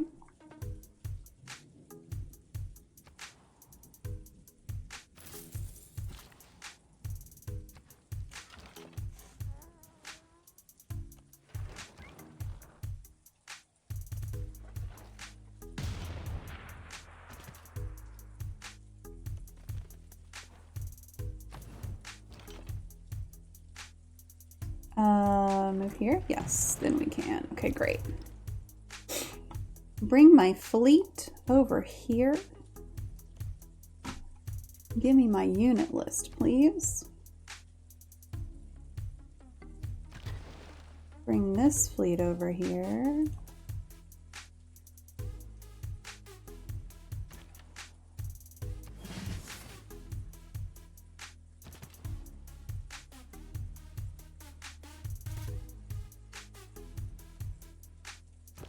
Siege tower can link up.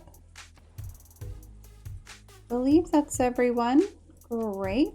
Great, great, great.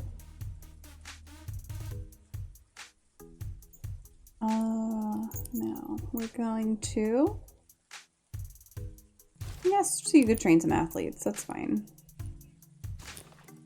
We'll do a couple of train athletes projects. Okay, sleep for now. Next turn. 13. I wonder if that one's ready. I.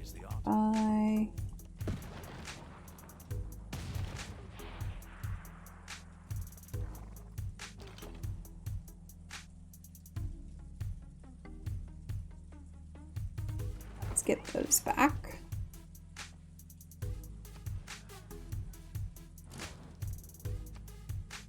Need to look at quick deals.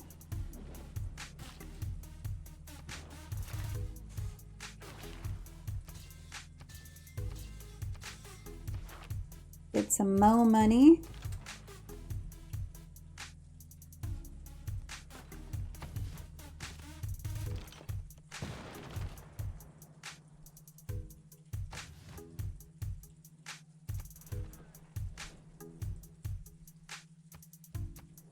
Sure, we can be friends. You're far enough away from me that I don't care.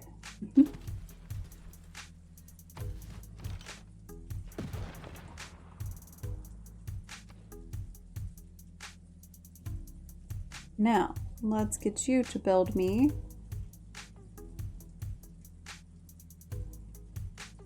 $64, $62, $65. Let's get a line infantry army. You. Give me this. You. Train some athletes. Scholars are the heirs of the prophet.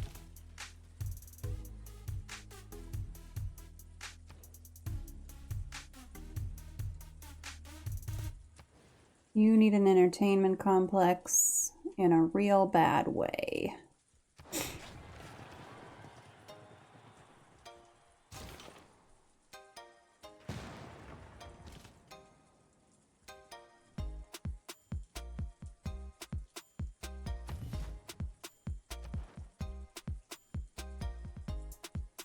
Eleanor is not in charge of anything, so we're fine there.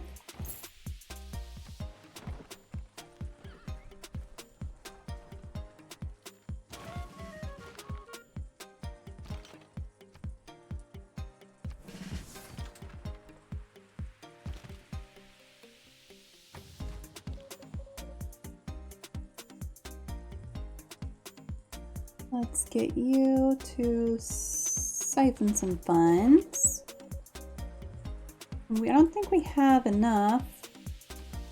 Memphis is losing loyalty again. Don't worry, Memphis. We got you. I don't think we have enough money quite yet. Buy more.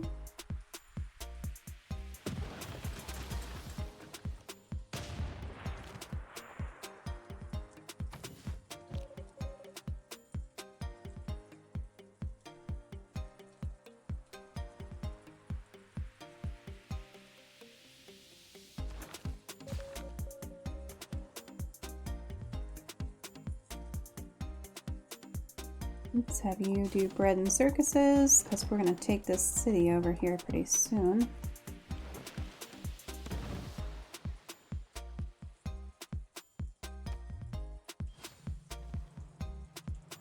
Whoa! Mama!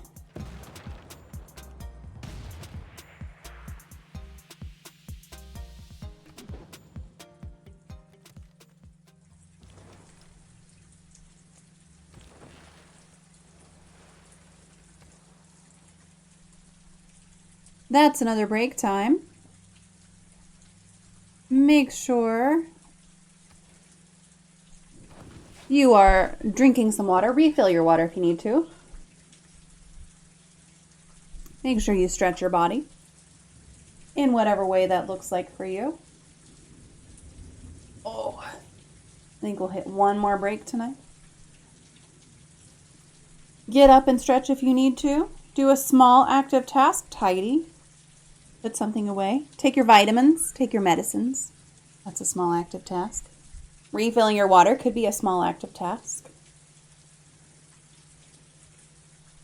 Oh, my shoulder popped. That felt good. Squats, pull-ups, etc.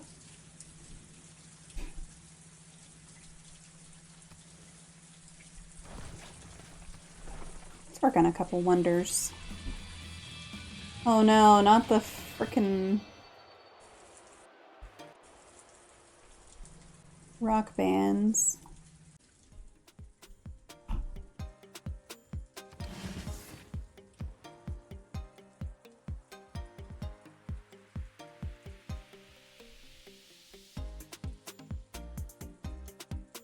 Let's go with the theater square. I don't think, do we have any theater squares yet? Maybe not. Okay, we're gonna fuck these guys up.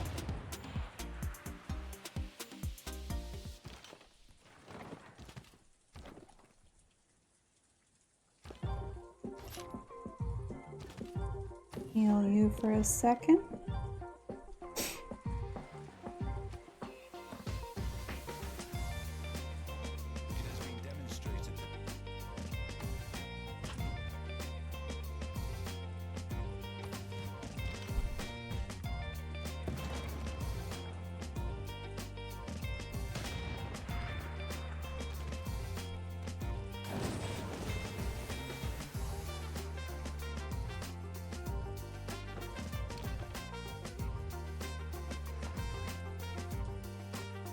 Keep City.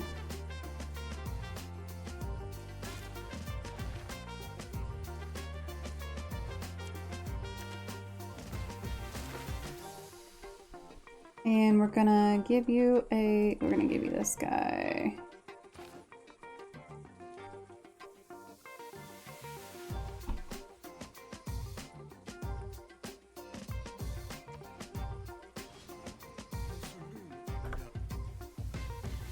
Maybe we should do the other one too. We might.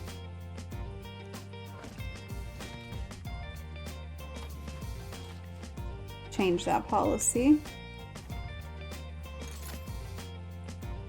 Let's see. It's the loyalty for a garrisoned unit. Where are we at?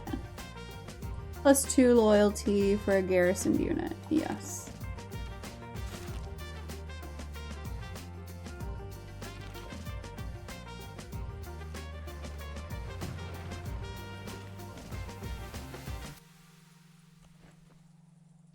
That's not what we need.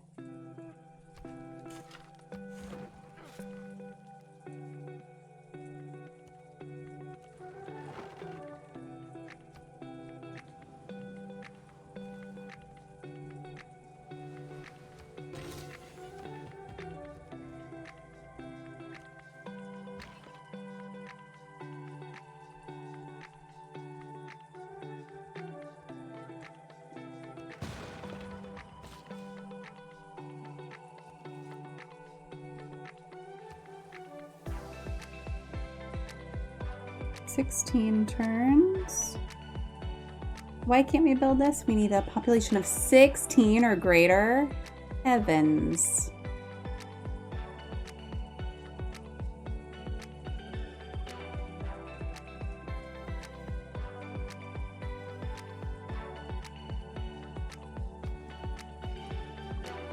Oh, wait.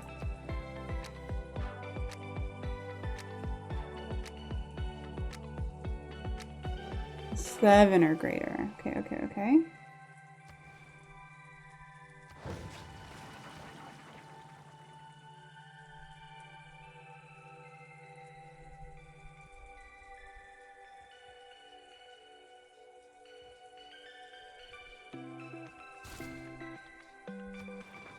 Spy.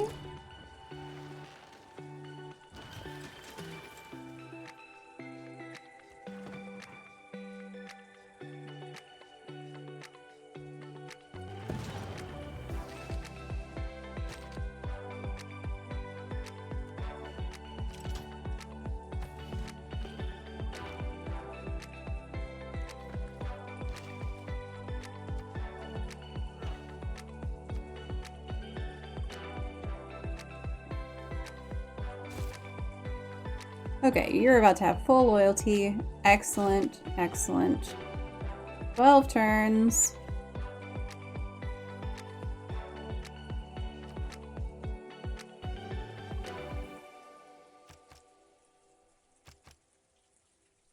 Okay, we don't need to do anything there yet.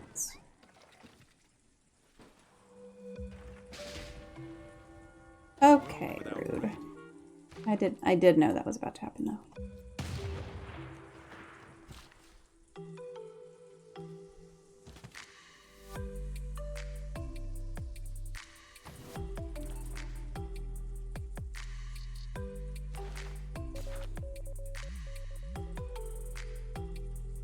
How many spies do I have? I have 3 out of 4. Oh, need that spy back.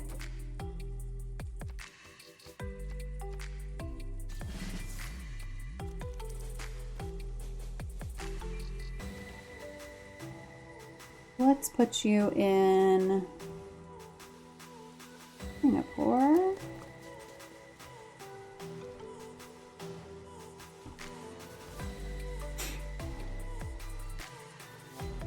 "47 turns. Okay, we're getting there, we're getting there.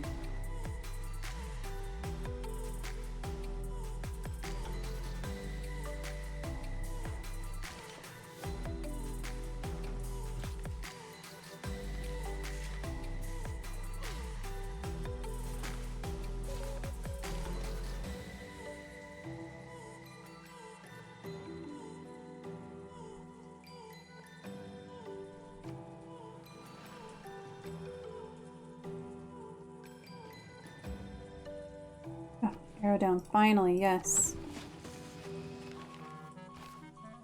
Who captured? God dang it.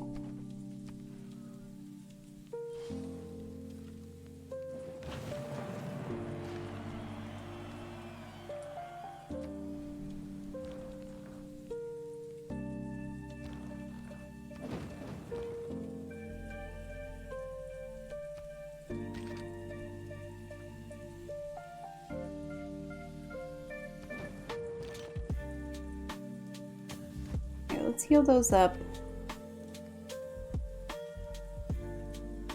You can also build an aerodome.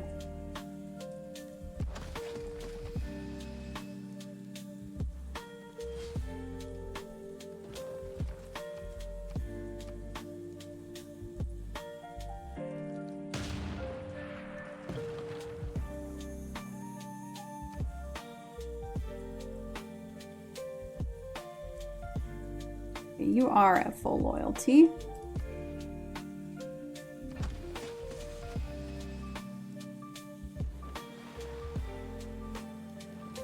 We got our city back. Should we?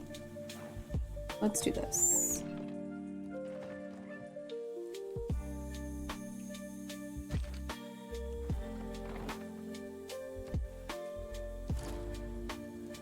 میخواهم درباره There are 3 things.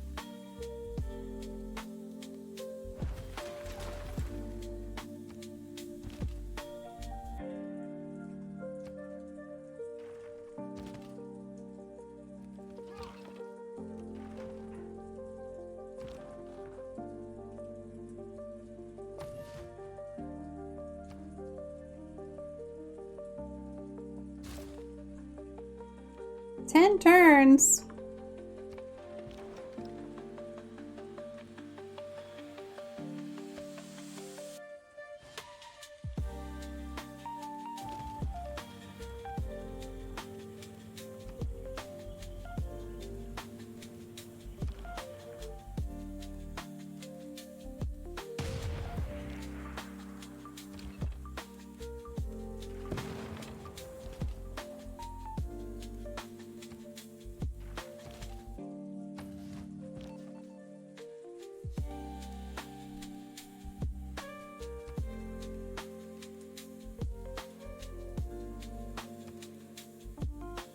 Okay, I got one in Singapore. Let's do one in Newcastle.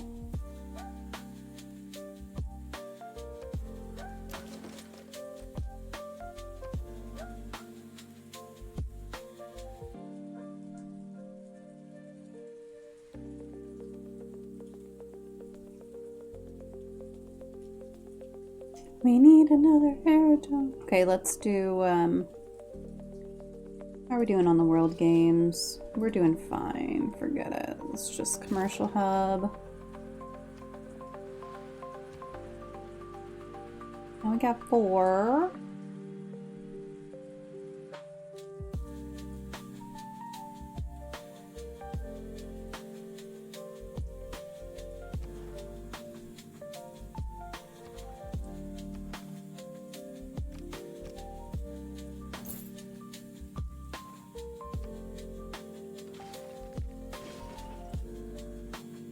It belongs to Egypt. Fucking great.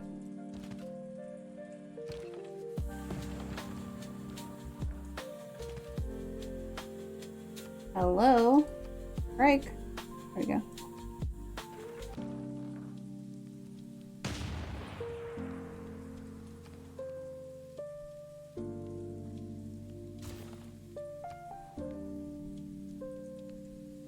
Oh, are they at war too?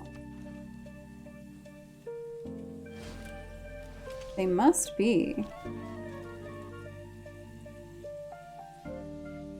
Steal a tech boost.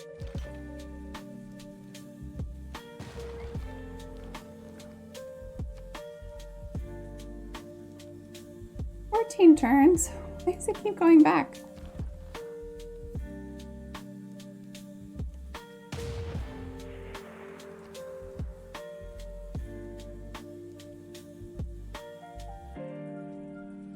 We need an oil.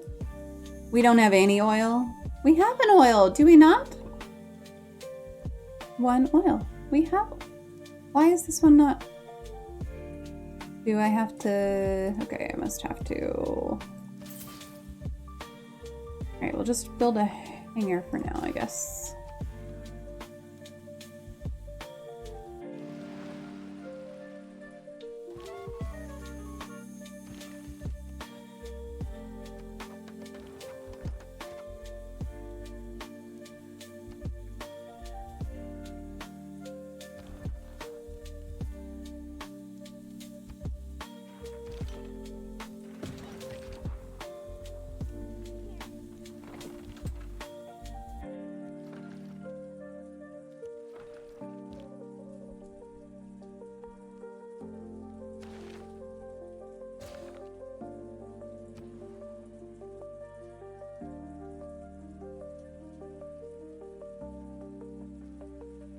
What do we need? We need another bombard.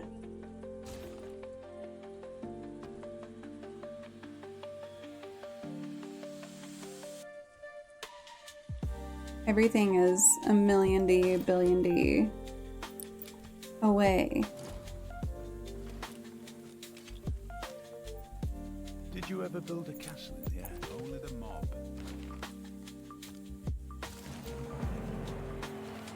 Normally would not have gone with fascism, but I need it.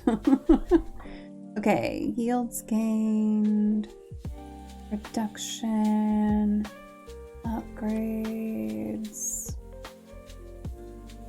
Let's do less war weariness.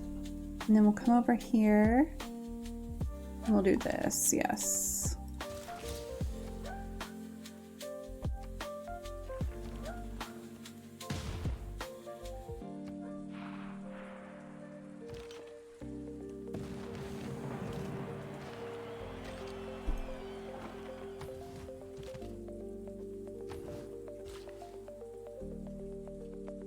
Okay, now we're gonna have an oil, which is great because we need it.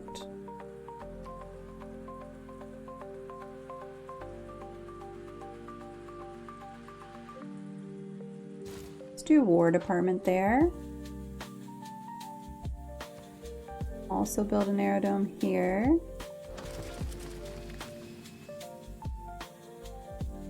Let's look at my civics tree. What do we need here? Probably to go professional sports. And then to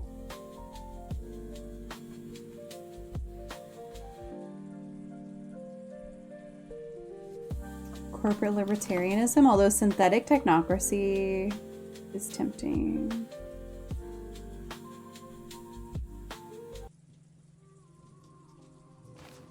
We'll keep it there for now. See how things go.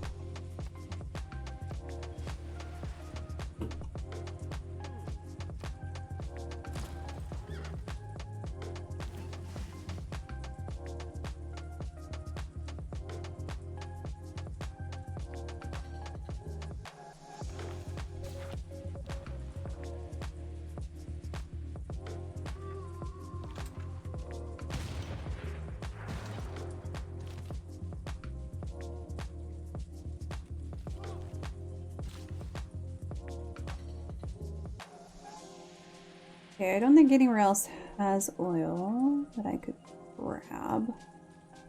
But that's okay. Fire.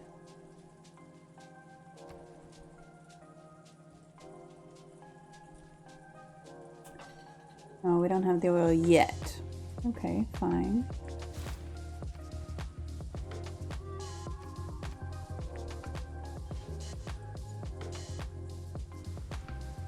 I have always considered.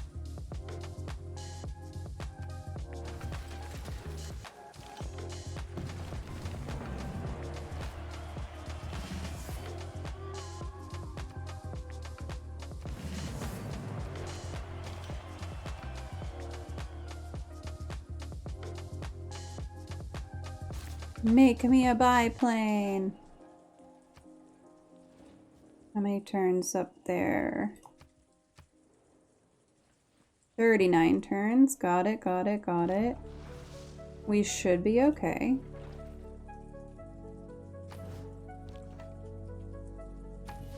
Heal you.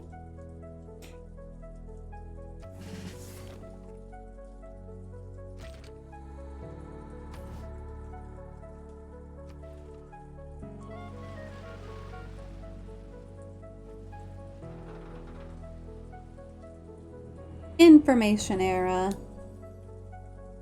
Look how pretty everything turned.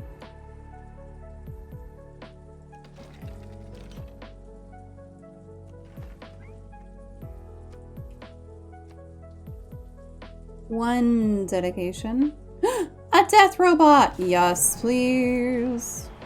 We want the death robot. We like to party. We like to party. We're gonna come up. Okay. In the hierarchy of the We got plastics.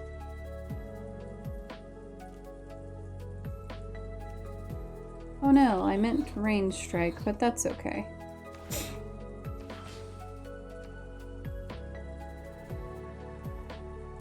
Check these.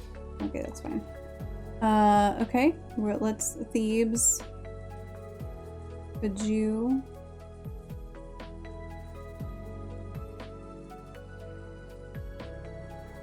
What do we need here? We need one tank. We're gonna get cosmetics.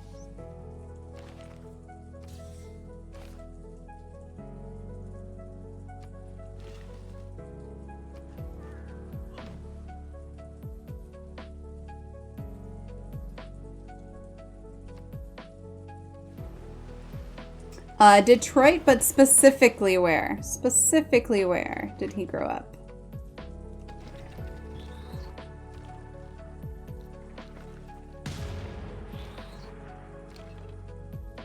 Yeah, so put 8 Mile on its own little thing. Wait, what can I get? Oh, it's gold, okay. Oh, why didn't it give that to you?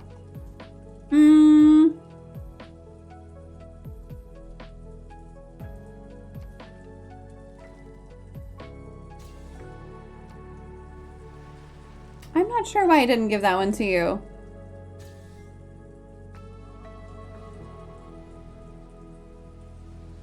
Tornadoes! if winning isn't everything.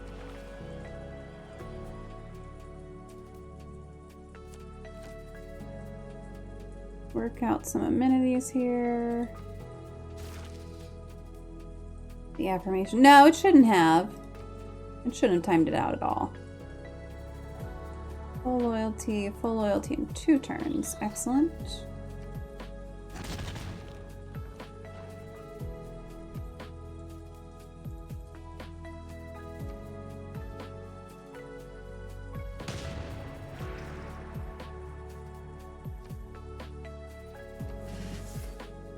Spelling it out didn't help.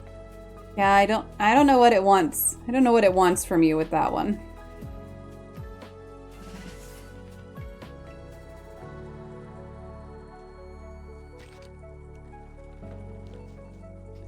Okay, we've already got you there. Let's put you in Manchester. And And then let's go.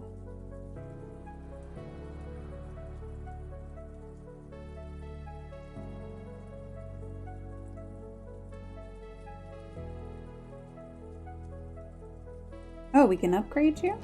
Oh, okay. We'll do that in a second. Let's go with... Artillery has bombard strength 80.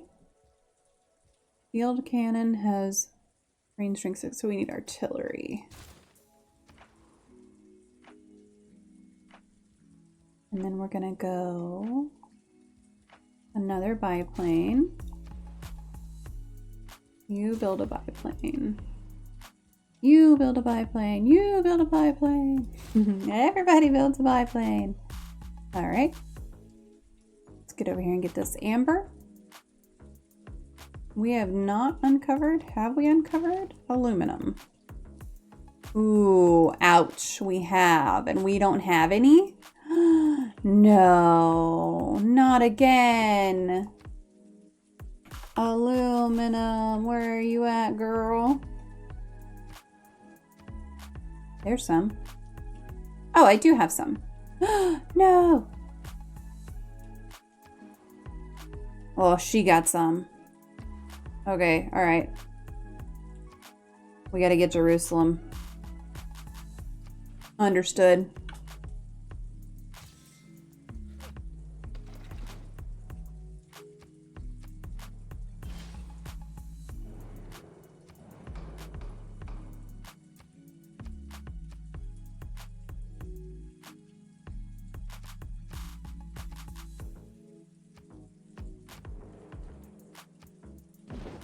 Bolshoi Ballet is a unit from Stettin in the Baltic.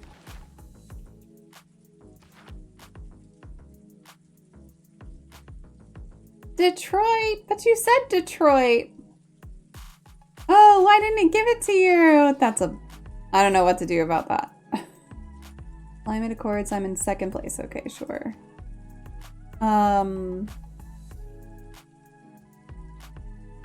Give me a spy. I don't know why that didn't give it to you. I'm so sorry. I don't have a reason.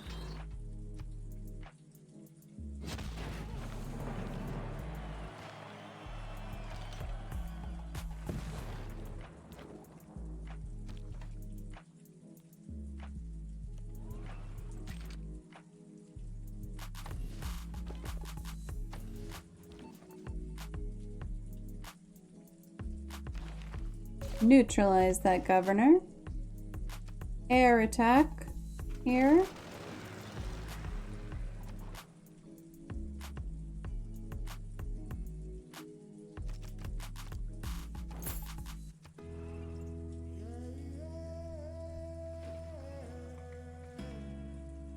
There may be no forgiveness.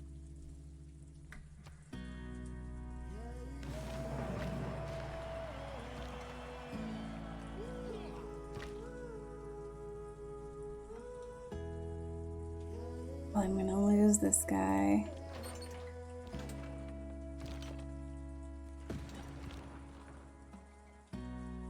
Need 3 oil.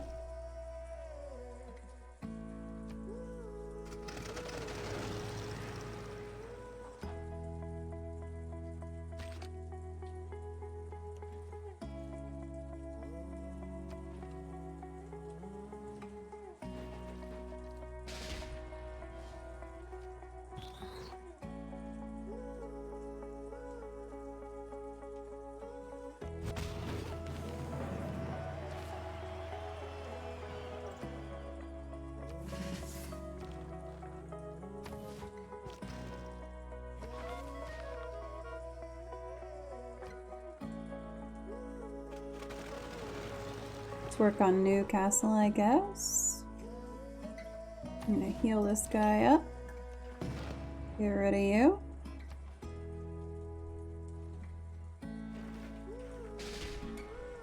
Okay, that was quite rude, but not to worry.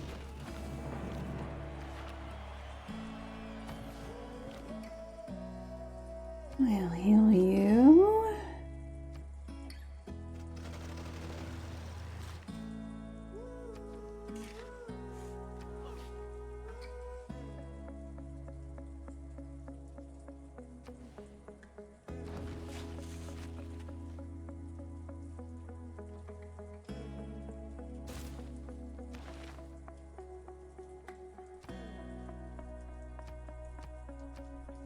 Get some taxes.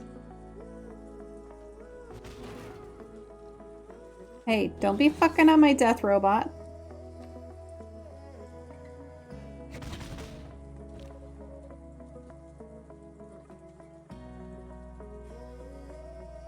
Unrest, great. Let's go for it. I wonder if I put you here, can you reach Singapore? Because that's where we really need the help, is in Singapore. We don't have any other oil. There's no other oil. That one is the only one. Okay.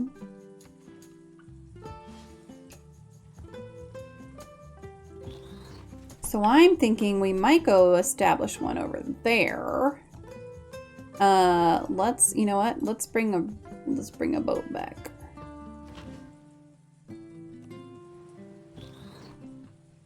For that specific purpose.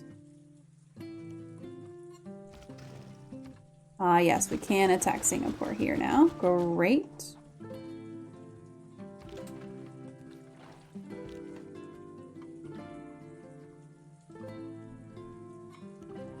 We're gonna get over here.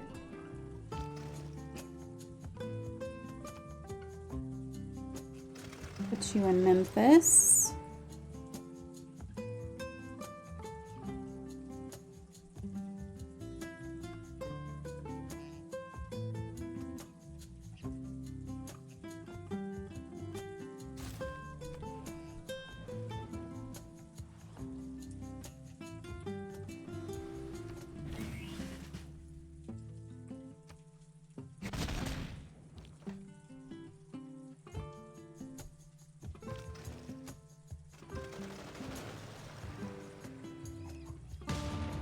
We do have 4 oil. I wonder if that could be upgraded yet.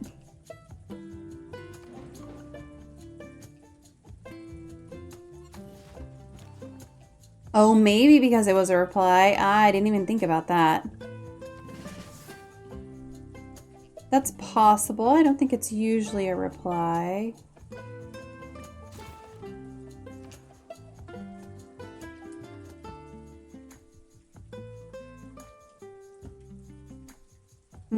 Let's go with aqueduct here.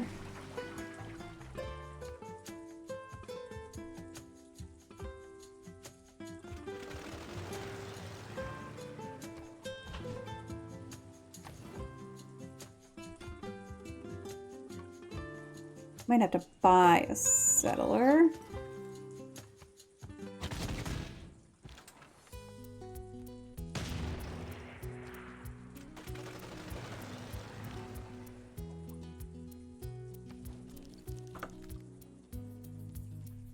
Do I not have someone in Newcastle? Okay. Put on there.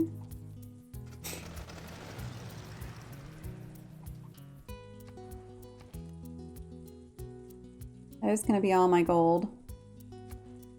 We'll just create a settler here. Because we definitely want that. Sure.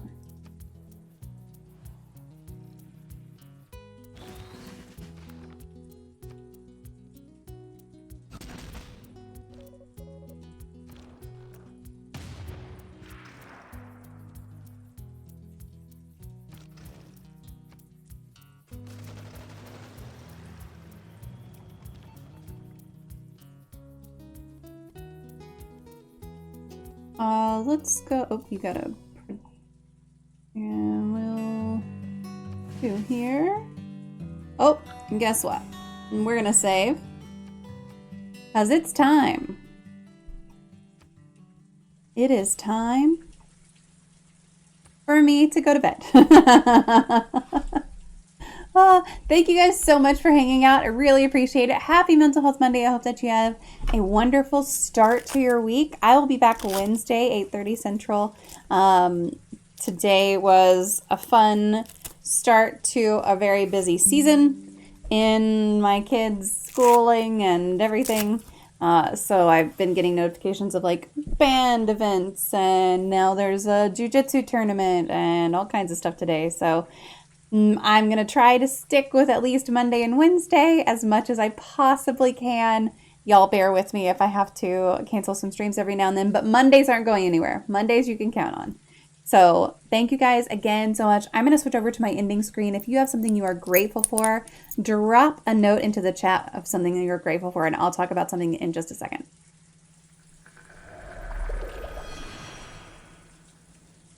I am incredibly grateful for this community. You guys really showed up tonight and asked all kinds of questions for Mental Health Monday, and I really appreciate that and just the ability to provide stuff like that to you guys and facilitate those kinds of conversations. I hope that you find them helpful, but I'm really just happy that you guys exist at the same time as me. How cool is that? That y'all are here and I am here, and I just love that for all of us. Grateful for my cats. Yes, absolutely. I also love my kitty cat who is sleeping right next to me. So, all right, y'all. I'll see you Wednesday. Bye.